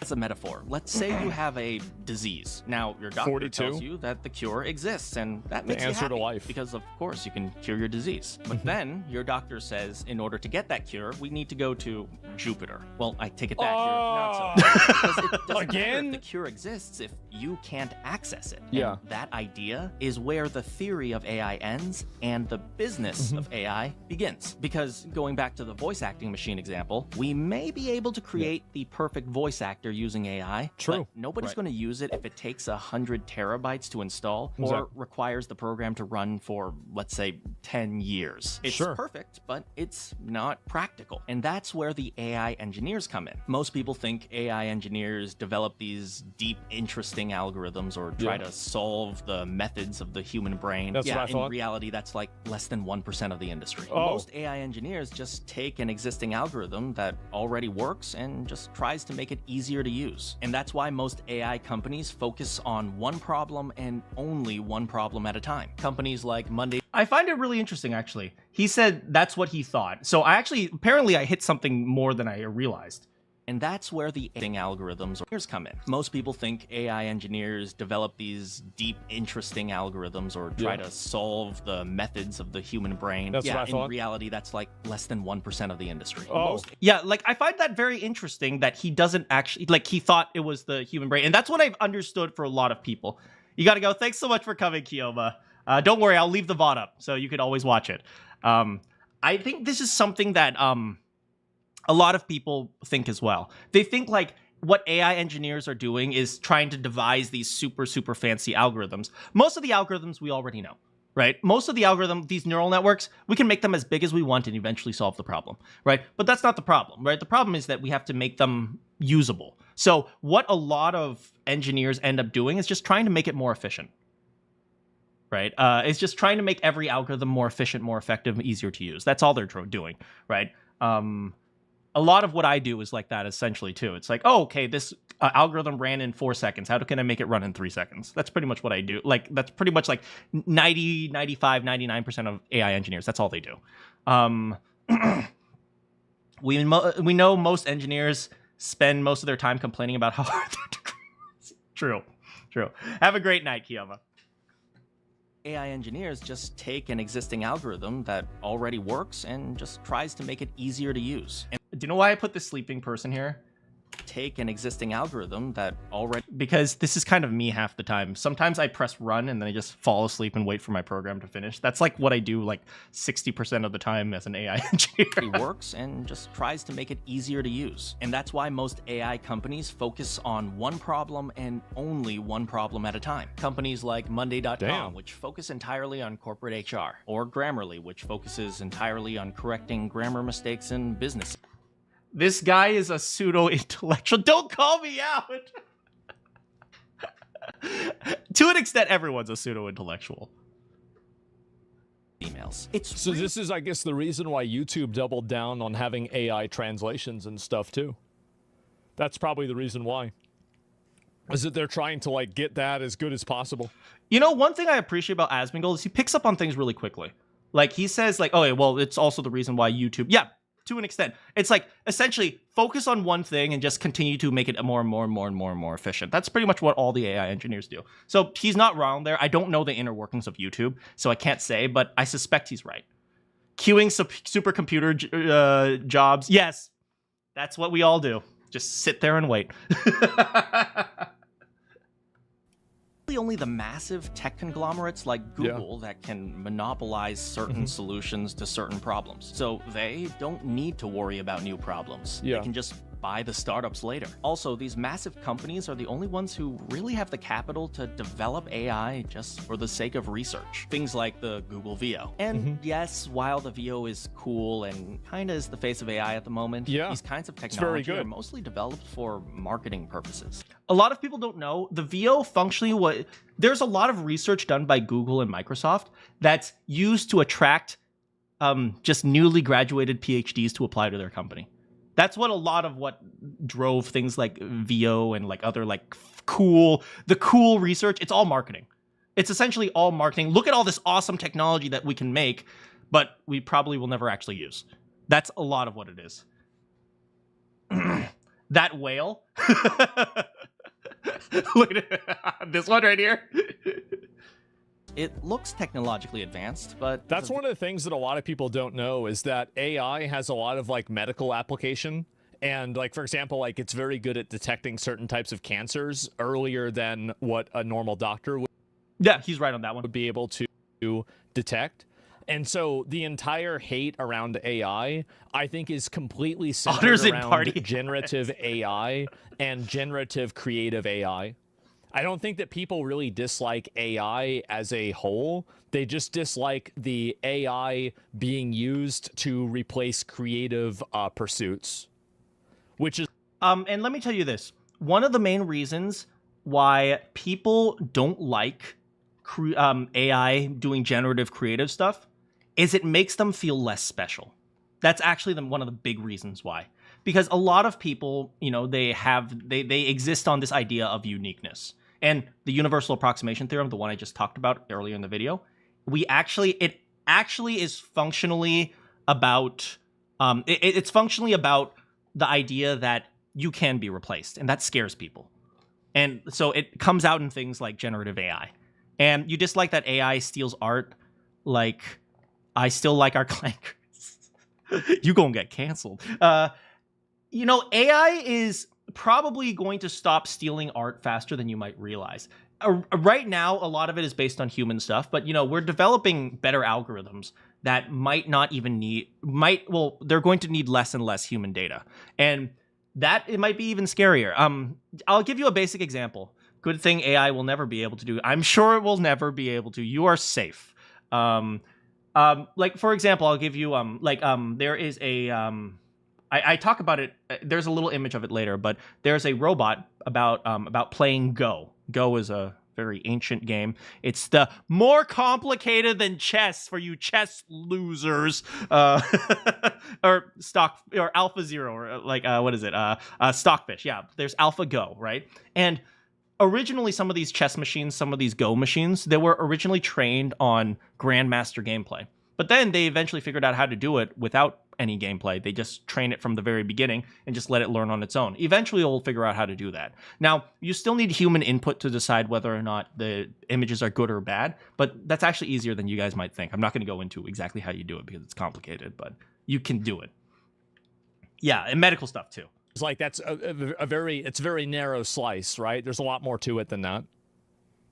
Yeah, it's my field of study. Yeah, I mean, of course, right? I mean, a lot of people are going to be involved with this because it's like it's going to be one of the biggest industries, obviously. And I'm going to also say very few people actually care about the UAT because it's completely irrelevant. It's a mathematical proof, but nobody really cares about it because it doesn't help the research. It just says, hey, you can do it. Go. It's like, that's all it does. It's kind of just like a cheerleader. You can do it. That's all it does. VO was functionally designed without a concrete application in mind. And to this day, the VO still doesn't really have an application outside of things that may have to do with the number 34. That's right. I had to sneak in a picture of Ava there. That's right.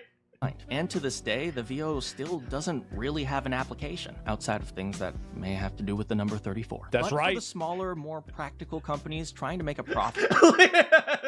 I just saw the may have to do with the number 34. That's right. For the smaller, more practical companies. These cats are like, wait, what?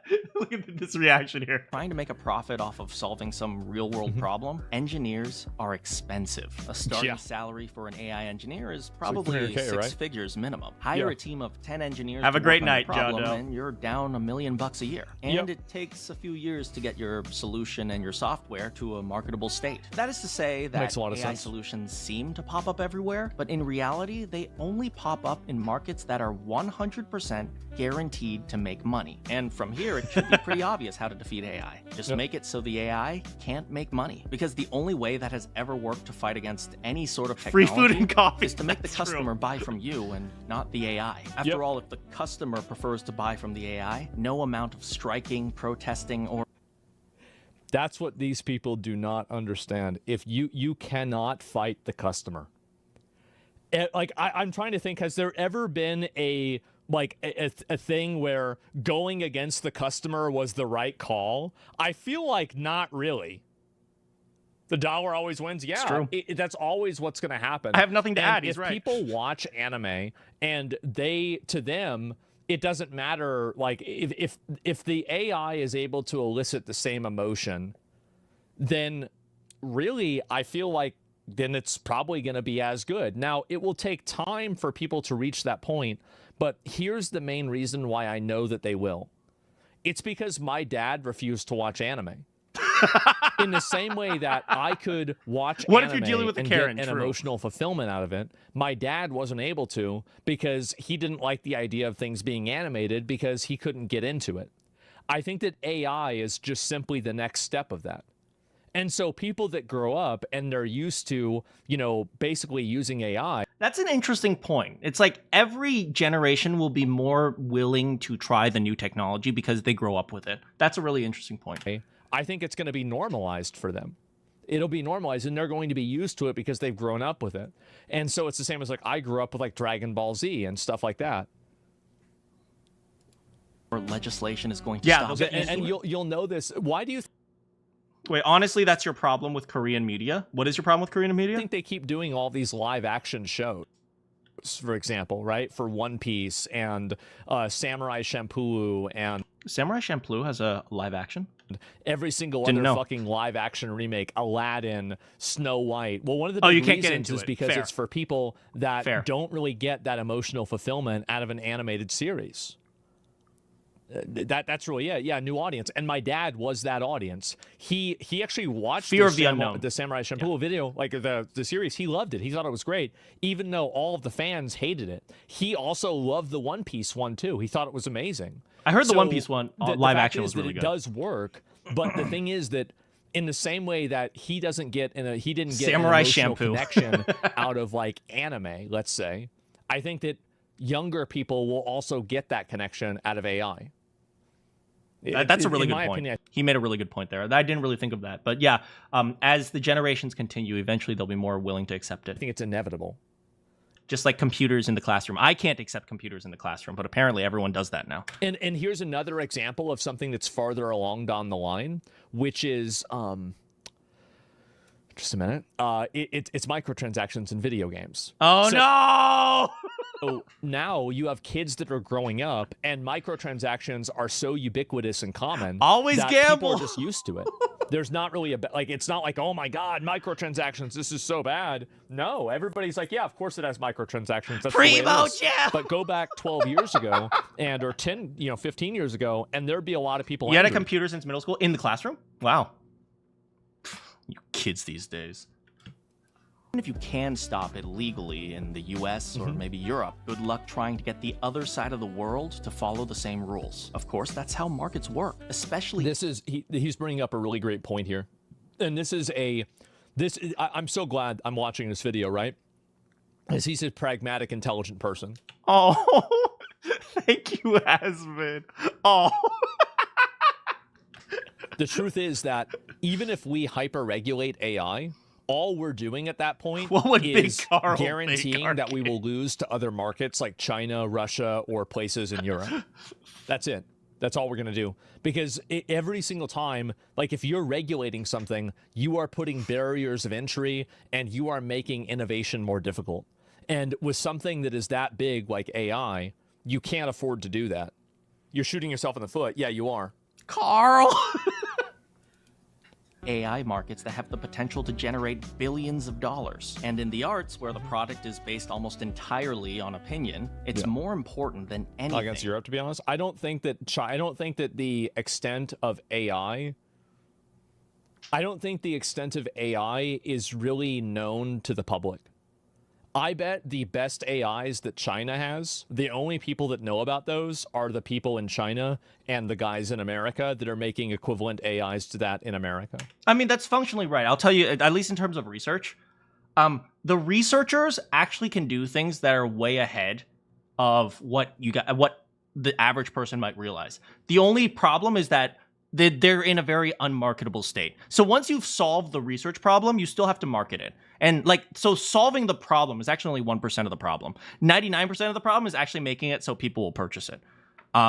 Which is why I said the whole AI engineer thing. But yeah, so it's like, what he's saying isn't wrong. It's like, there are probably plenty of AIs out there that can do things you couldn't possibly even dream of. But they're just not in a state where you can market it yet. So yeah. You really like watching the AI VTuber because the person who made her did an amazing job. Isn't that the Neuro-sama, I think? All I know is she has a turtle on her head. I don't know much about it. I'm a boomer. And I think, again, probably the best example of this was the fact that, like, Israel could find people's apartment buildings and where they were at and triangulate their location instantaneously in real time and blow them up. I think that really kind of revealed the level. If he's talking about things like, military stuff? Yeah, military stuff is advanced, but military stuff might not even be using AI yet. They might use a little bit, but military is always, for those who don't know, military is always like 20 years behind in terms of technology because they need to incredibly verify the technology. So it's like military will always be like several years behind the actual technology, behind Apple and stuff like that. Well, it's like Israel's a small country, right? So like imagine that times like 100. That's probably going to be China or the United States. To win the favor of the customers, which means if you want video games to keep human... Well, Palantir is the one that you know about. But like, it's the same as like for a lot of companies. But Intel is usually newer gen. Okay, fair. I don't know too much about the military industrial complex. Actually, I might know some people who do know more about that. But I mean, I haven't talked to them in a while, but you know, AI touches everything nowadays. So yeah, I could imagine that maybe certain parts of it, maybe Intel and stuff like that, could be newer. That's fair. Some cases provide even higher quality. Evil? Is like, that another resources, tools, and products to the government. neural net AI VTuber? Actors, you gotta win over the gamers. It doesn't really take a business expert to understand that if the customers buy from you, you make money. And that's all there really is to it. I want to see what people say when I say the gamers. It turns out after all that talk about technology, the solution has nothing to do with technology. It's all market economics. You just win over the favor of the fans and the gamers. Make people like the content. Imagine that. By the way, that's gonna be a pretty uphill battle. Yeah. Gonna be honest, we have the best AI. China is letting us pay for the research so they can steal it. And they do everything. I don't know. I'm not into the whole political economics world. Because after the strike blowing up and the whole Genshin Impact situation, among other things, gamers don't exactly have the best opinion of us right now. In fact, well, the reason why nobody likes voice actors is because voice actors want to be paid a lot of money in order to do something that the public doesn't have understanding of the competency for. And I think that basically they, like, from their mind, it's the same as streaming. It's like, for this, even if you think streaming is really... I like how he stops on this one where it says children in adult bodies. That's an insult to children. hard. You can't deny that if you just look at streaming, it sure looks like a guy playing a fucking video game, doesn't it? So, like, yeah, obviously you're not going to have a lot of people thinking to themselves, oh my God, you know, I'm so sad this person isn't making $200,000 a month. There's a guy who said something interesting. He said, wait, just to be clear, only English voice actors. And to an extent, but it's also a warning to everyone, right? It's just English voice acting is just the one that fell victim to it first. But eventually it's going to happen in all fields, so. 776 upvote? God dang it. My God, you know, I'm so sad this person isn't making $200,000 a month doing this. And so there's a tremendous amount of crabs in a bucket like mentality that I think Americans have, especially with income. And I think that it's basically... English voice actors were born in a country where they're entitled to some extent, but all countries have their own entitlement. True, fair. A form of like psychosis that's like a class, like an interclass warfare that, you know, working class people and middle class people wage against each other.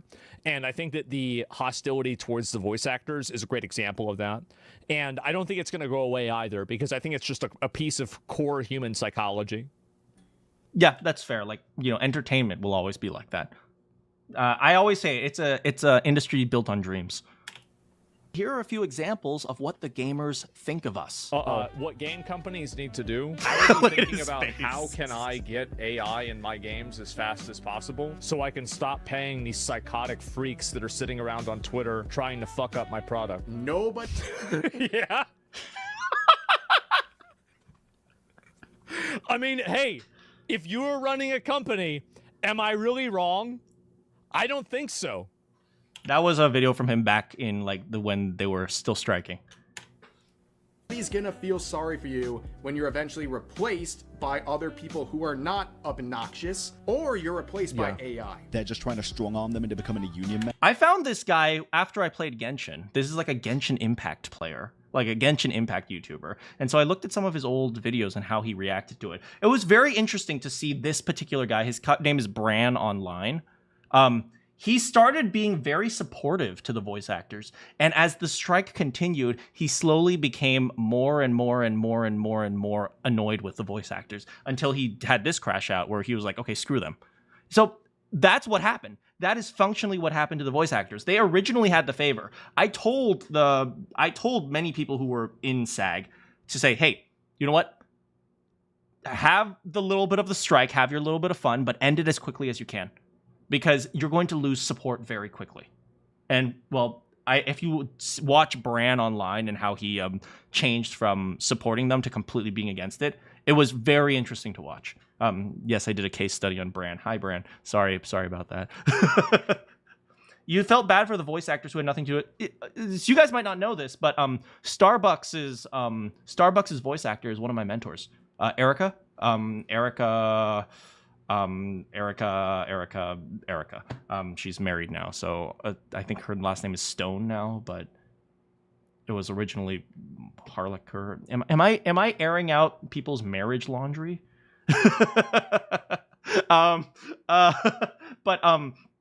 Yeah, Erica Harlicker Stone. The voice actor of Starbucks. What's his name? What is Starbucks' name? Genshin Impact. Come on, guys, help me out here. Who is Starbucks? Starbucks.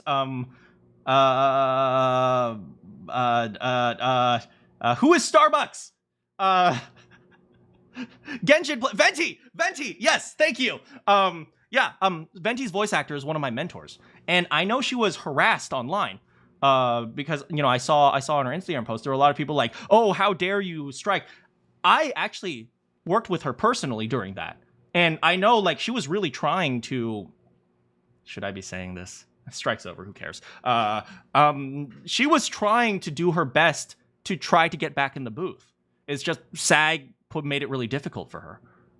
And Takamaki. When I played Persona, I didn't know her yet, but yeah. Mana, why do I have so many connections? But yeah, she was really trying hard, but SAG made it really difficult for her.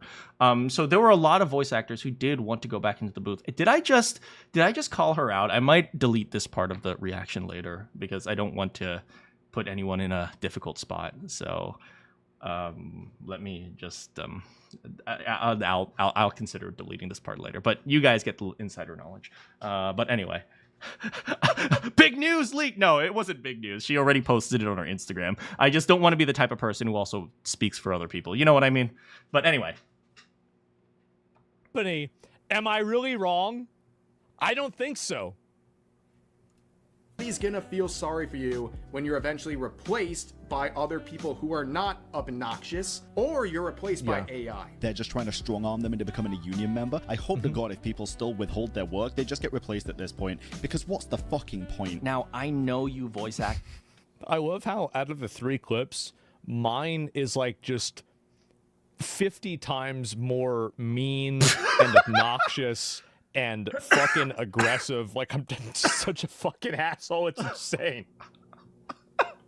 It's true. He's very unapologetic. And that's one thing I do appreciate. Even if I've said this many times about Asmongold, I think that I personally am not the type of person to be capable of doing this. And I'm not a big fan of like how he would present himself as like this kind of like this asshole who doesn't really care. But I have to acknowledge that a lot of the things he says are correct. And a lot of the things that he says are very unapologetically correct. And to an extent, maybe that's more necessary than people realize, I think.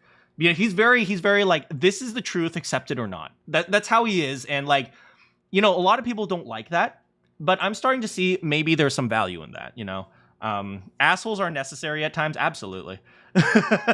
You don't want to speak the truth for other people. How am I a voice? I hate you guys. It's crazy. Might not like the people that but I'm not wrong. Put on the screen. These guys are representatives of the grungy or vulgar or more male-dominated space of video games. These are the guys who like big swords and guns and buff dudes running off into war. Exactly. It's like, this is one thing I never really understood. There are a lot of... It's like, most of at least the console gamers, majority of them are male, right? Not to call out you girls out there, right? It's okay to be a girl. No.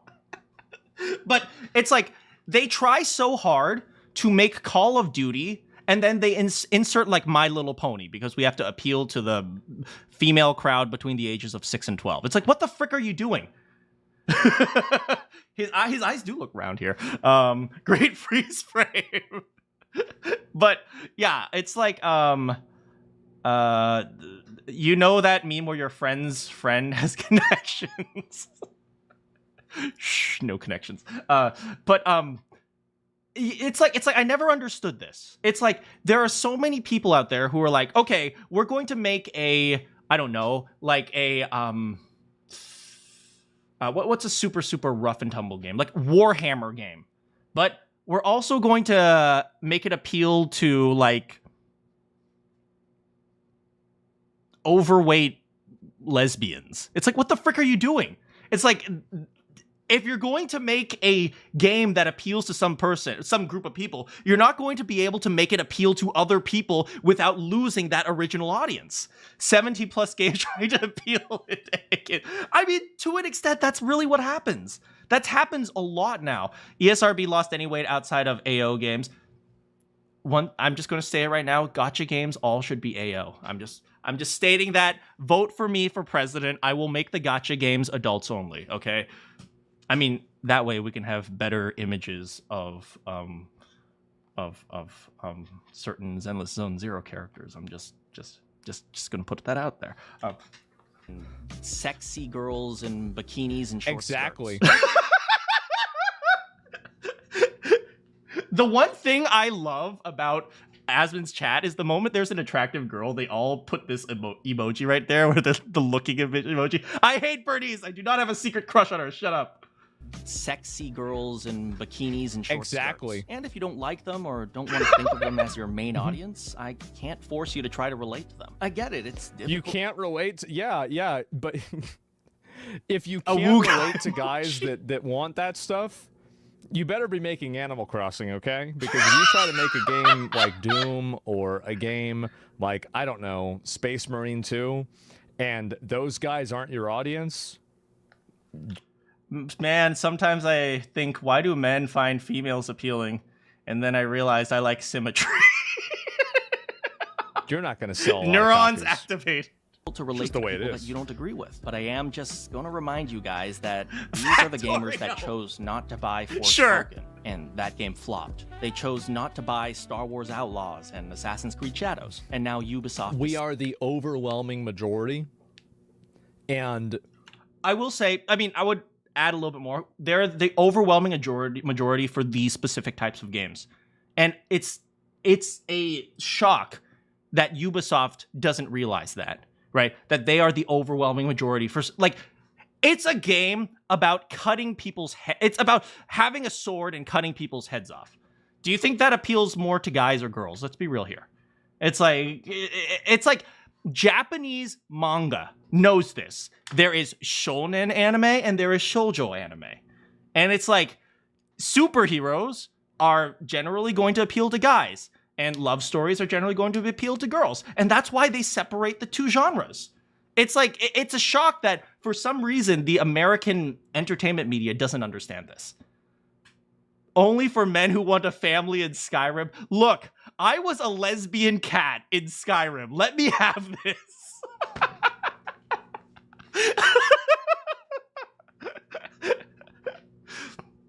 That meme about the male fantasy. You don't like love stories? I mean, look, you always have to know your target audience. And it's a shock that the assassin game about murdering people, Ubisoft doesn't realize who it appeals to. Let me be my lesbian cat in Skyrim. Okay, let me have this. we will do our best to naturally select as many of these political...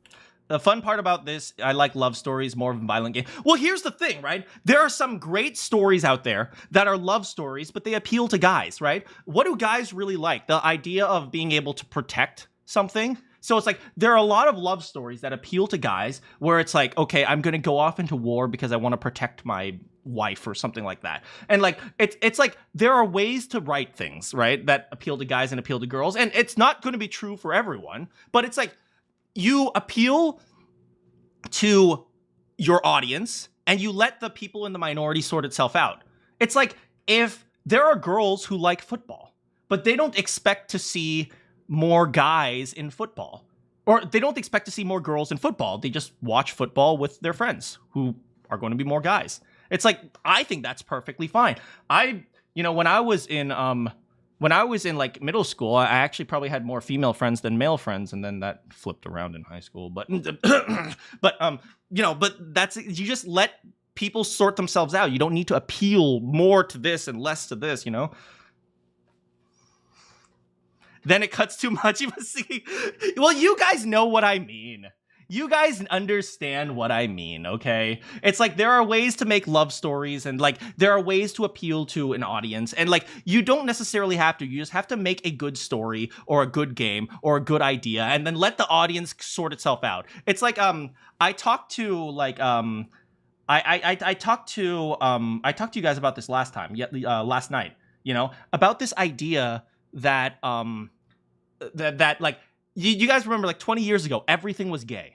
It's like you go up to get an award, you have to talk about being gay, or like for the LGBT allies, or like, and then every single video game had to have like 6 gay options. It's like you don't need to do that. Just make a basic game and just let the audience sort itself out. And generally, you know, you can see that, okay, some games will heavily appeal to men, some games will heavily appeal to women, but there will be some crossover, right? And not what you thought, not what you meant by that. You were worried.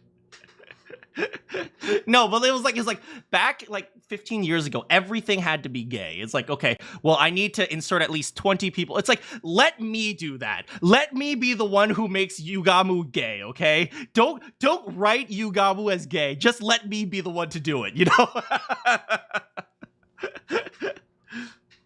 Yeah, we enjoy things and maybe the other gender would like it, but that doesn't change. Exactly, right? We fall into patterns all the time. NGOs masquerading as... If I notice the game has some sort of DEI, you don't bother trying. Yeah, and that's kind of the sad thing, because there are probably some great games out there with, I guess you would say, the stereotypical DEI. Like, for example, there might be games featuring female protagonists that are really good, but because of all this social justice pushing, people have given up on those games because there's too much of a pattern. If, like, 99 out of 100 games featuring female protagonists are bad, no one's going to try the 100th game. And that's the sad thing about that, right? Let us write the fan fiction. Exactly.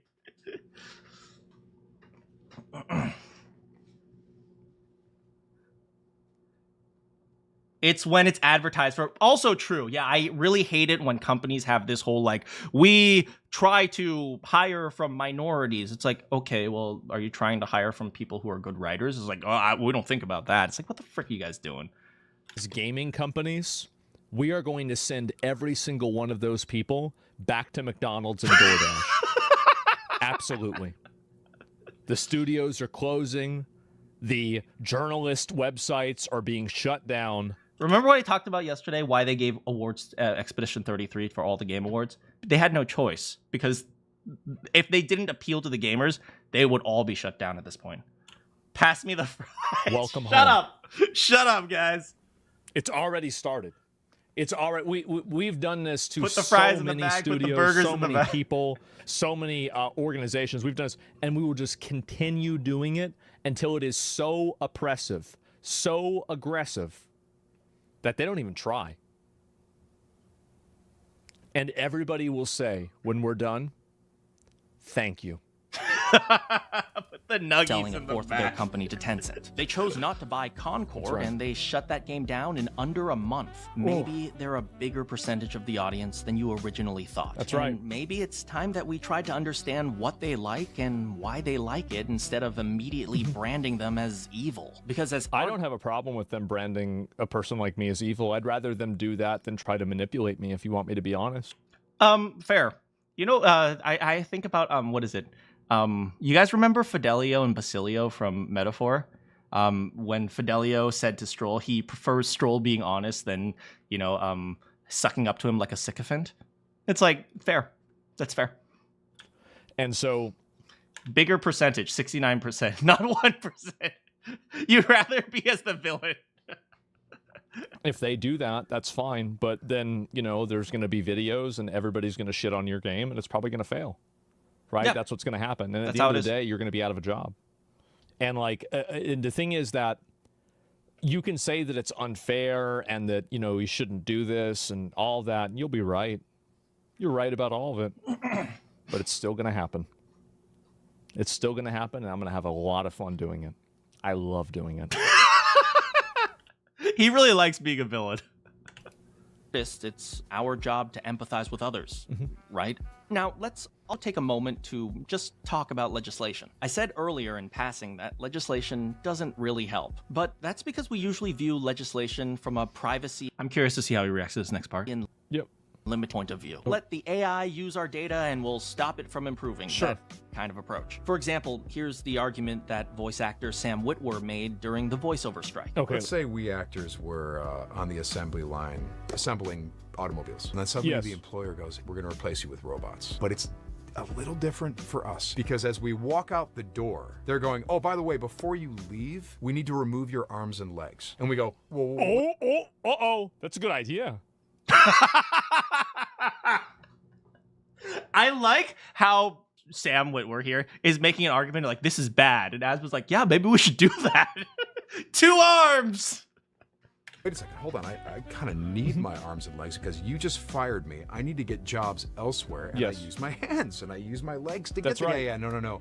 We need your arms and legs. Well, why do you need our arms and legs? To be grafted onto the robots because the robots don't work without. That's right, bro. They Elden Ringing that shit. That's right. Well,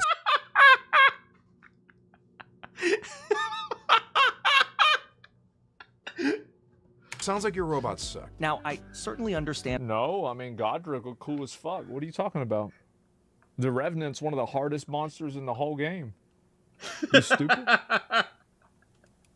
And why he made that argument. What an but idiot. Any AI engineer who's worked in the field for more than a couple years knows that that argument is almost entirely irrelevant to the development of AI. Because, to address his argument, why the heck would I use his arms and legs when I can develop robotic arms and legs that are 10 times stronger, 10 times faster, and 10 times better? And once... Yeah. True. And also, a lot of the machines are informed, like a lot of the assembly machines are informed by human function. Like many of these machines, to an extent, work in some kinetic way like an arm or a leg. Once the engineers decide to develop and finish the AI voiceover machine, you'd be lucky if they even cared about your data at all. Because by that time, it'll be so much better than you, your data would hold it back. It happens every single time. Every single time. So I just wanted to show you guys here. This is so the first one. Better than you, your data would hold it back. It happens every. So this one was the assembly line, which is what I showed. But this is AlphaGo. We were talking about that earlier. Yeah, AlphaGo is good apparently. Single time. So yeah, and now you can't even tell the difference between AI generated music. So and it's going to keep going. Well, we'll see what happens next. You know. Every single time. People can't tell AI generated music from the real thing. I thought a line of assembly was a lot shorter. Wait. Okay. CS jokes. Get Any out of more here. survey shows? My favorite thing is on Twitter when anti-AI people say that they've won the fight because they're not seeing as much AI art anymore. That is very true. Man, I don't see any more AI art. I guess the AI's out of here. Oops. Like I see this, they're like, okay, we're finally able to push them back and make them stop using AI. It's like, really? You're such a winner. Yeah. Will AI be able to draw? AI will be able to draw whatever you want, Kemjo. But that doesn't mean legislation won't help. What the AI industry is a hyper-focused problem-solving market, which means the way to fight is simply to provide information to the market. If you want my personal opinion, all we need is a really simple law. If a product is made with generative AI, it needs to be taxed more. Require made with Gen AI on the box. I'll leave it to the lawyers to decide what. I think that if you're using AI, what's going to happen is that AI is going to replace too many jobs in order for it not to have a higher degree of legislation and a higher degree of, like payment, right? Okay, I'm going to be honest. Even taxing more AI, I don't think it's going to work, right? I think the only way, at least from a voice acting perspective, right? The only way you can effectively fight against AI is say, this product was made by AI, this product was not. Please buy the product without AI and hope that the customer does that. That's the only way you can do it.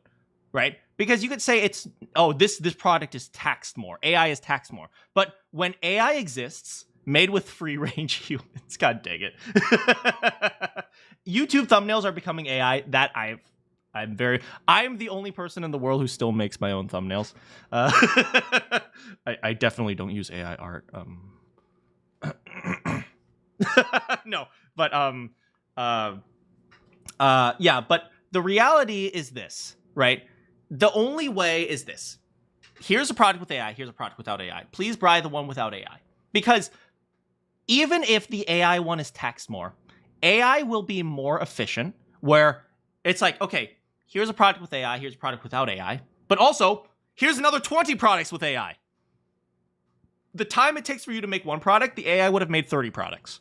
So you cannot win even if you tax it, because eventually there will be no competition, because you cannot create things fast enough to compete with the AI. The only way you can actually fight against it is by asking the customer, hey, don't buy things with AI. That's the only way. The absolute only way. Which is why I say, just put it on the box. Just put it on the box, let the customer decide. If the customers decide they want to buy it with AI, the thing that says made with Gen AI, nothing you can do anyway. Well, manual review. I mean, yeah, fair. We'll find a way around that. Don't worry.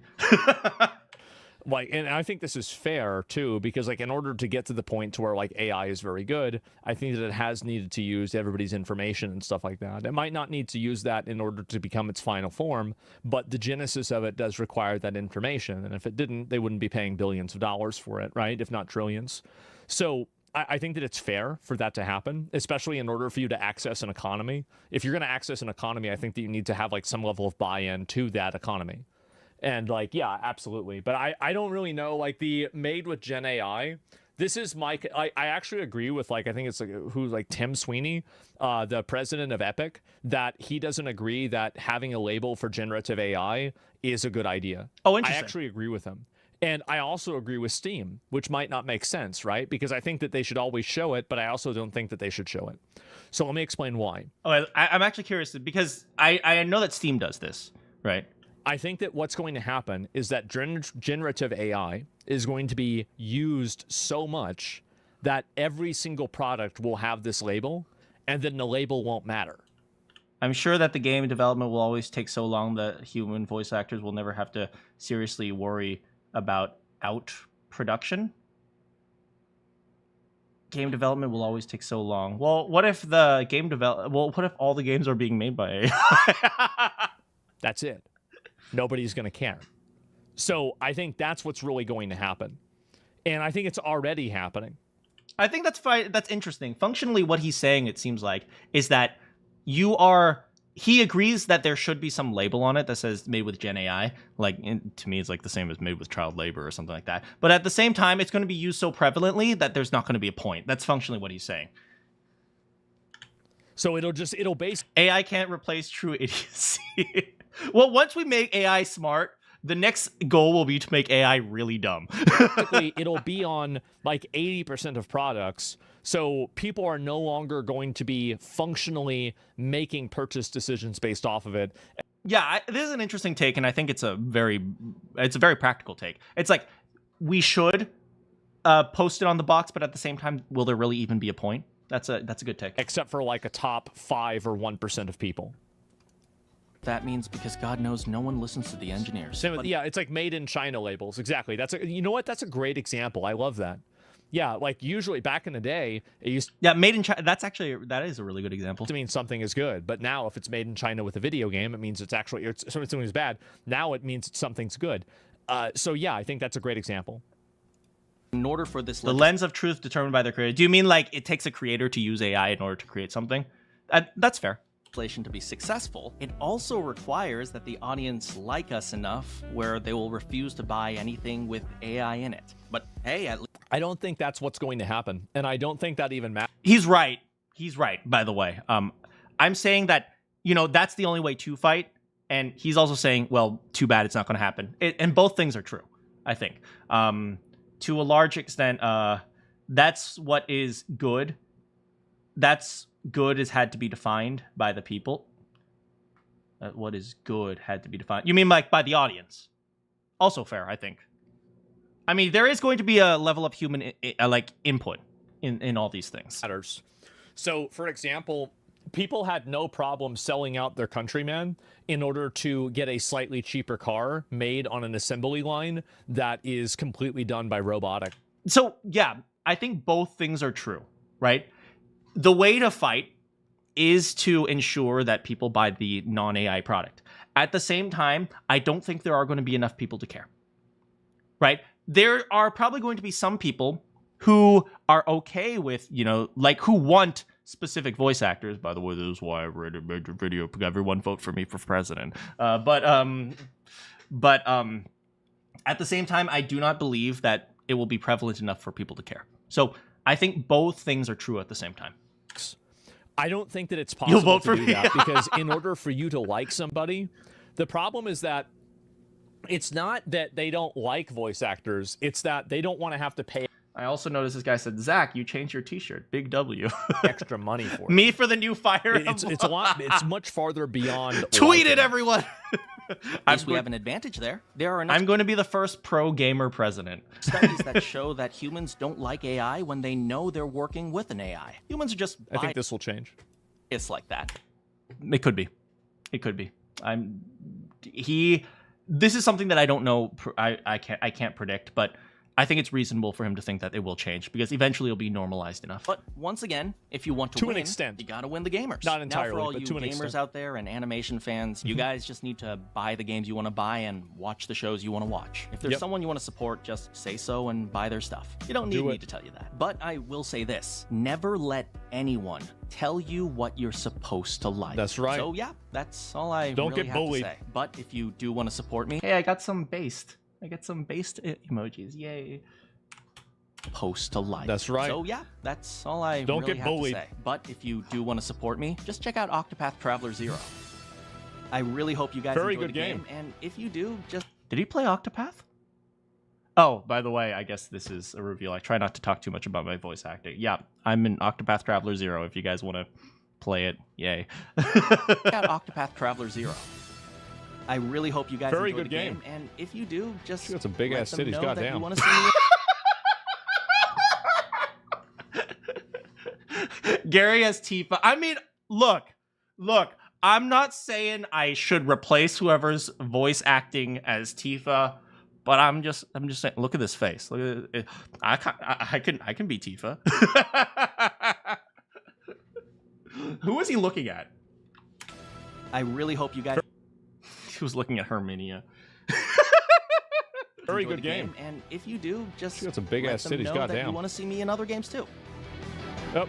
I must atone for my sins, Trump was blocked AI regulations. Yeah, I know. I agree with him. I think he's right.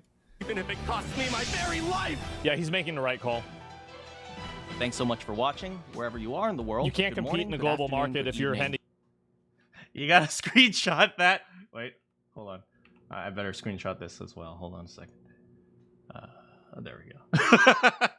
Very enjoy good the game.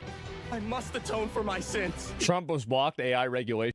I sound like Quinzel, but Quinzel sounds like this. Oh. Yeah, I know. I agree with him. I think he's right. Even if it costs me my very life. Yeah, he's making the right call. Just had to get a shameless plug. Of course. I need like a 2-second ad, okay? And hey, look, some guy says Octopath is lit. Right under he says tits.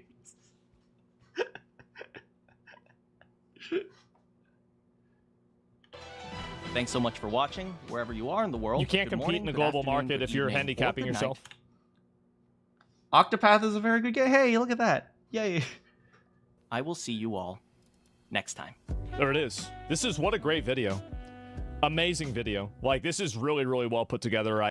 I'm glad that he liked it, you know, because I know he's been talking a little bit more about AI. I don't watch too much of him other than like when he's playing video games or racing derby horses on a gacha game. But I do sound like Quinzel. I do not sound like Quinzel. You have to binge watch everything. Oh, good God. Hold on a second.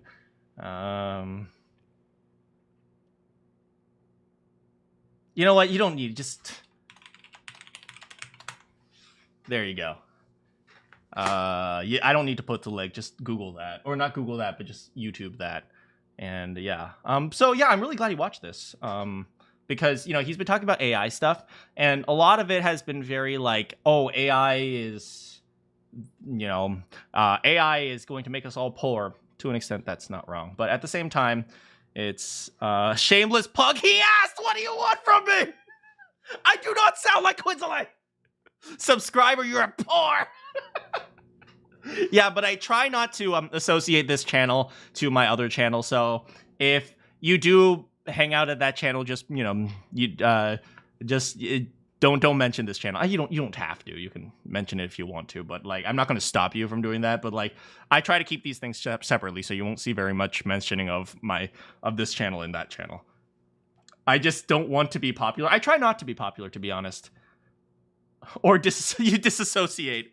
And the reason I do that is specifically because I don't, I have a very specific belief when it comes to voice acting, which is I don't want to be known, because I want people to appreciate the art as it is, rather than, it's like nowadays nobody cares about Goro Majima. They're like, oh, Matt Mercer voiced this thing. It's like, yeah, okay, sure, but at the same time, it's like you should be paying attention to Goro, not Matt Mercer. I need to make my own fan base. Sure, fair enough. What's my KSP? What is a KSP? Kills per second? An AI fan base. Yeah, it's everyone over there is an AI.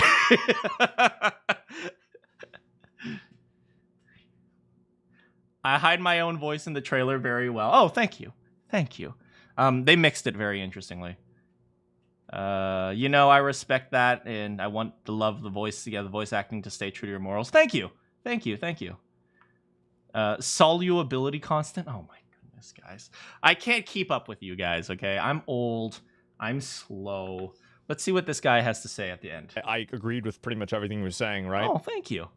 Like, I don't think that there's a way to stop this from happening, because the reason why is that hiring all voice actors, I'll link you guys the video, give it a like. I've watched Gary Young's videos a couple of times before, and he pronounced my last name correctly. I honestly, my last name is pronounced Gayan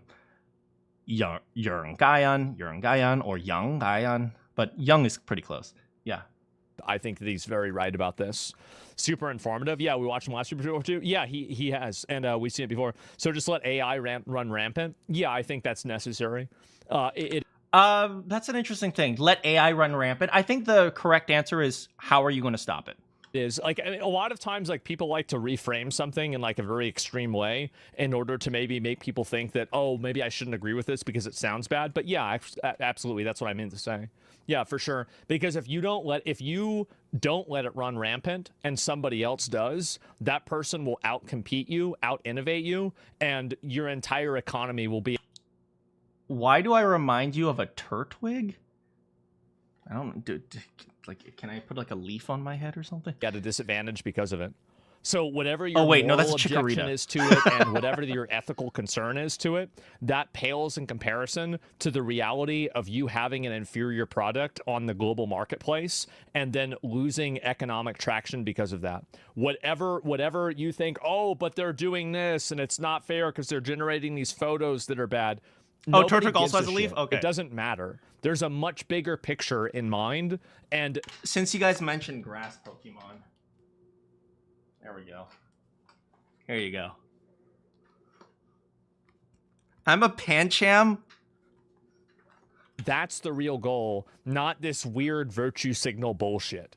Like, yeah, morals are a poor man's quality. I like that. That's really good. And yeah. Morals are a poor man's quality. AI and people don't care. Yeah, well, exactly. Just like nuclear bombs. Yeah, exactly. Yeah, you want to be the guy that has the nuclear bombs, man. You do. And whether you think it shouldn't be like that or anything, nobody gives a fuck. That's the way it is. You have a score, Bunny? AI arms race is happening regardless. Yeah. Not racing in the race doesn't mean that the race isn't going to happen. It just means that you're going to get last place. That is true. Anyway, yeah, that was just I'll turn down the volume a little bit. You see Pancham? I don't have a Pancham. What I do have is I have my boy.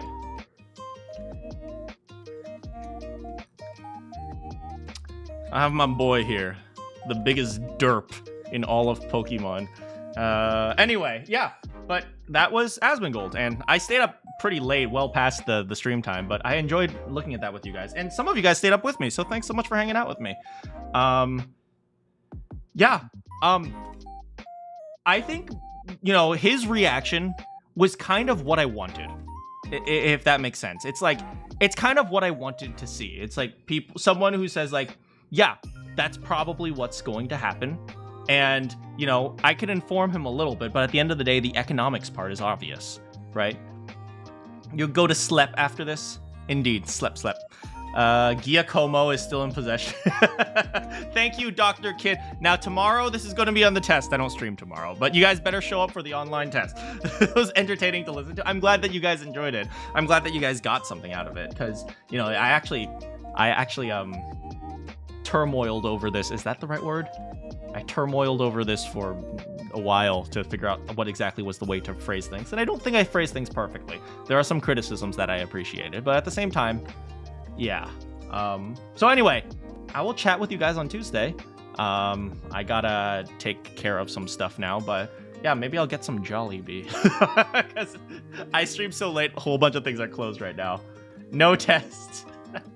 There will always be a test. Right? Specifically, why does Ato like mac and cheese? Do it. All right, we'll see if Jollibee's still open. Anyway, thanks so much for hanging out with me today. Good morning, good afternoon, good evening, or good night. If you have any quests for me, I will see you all next time.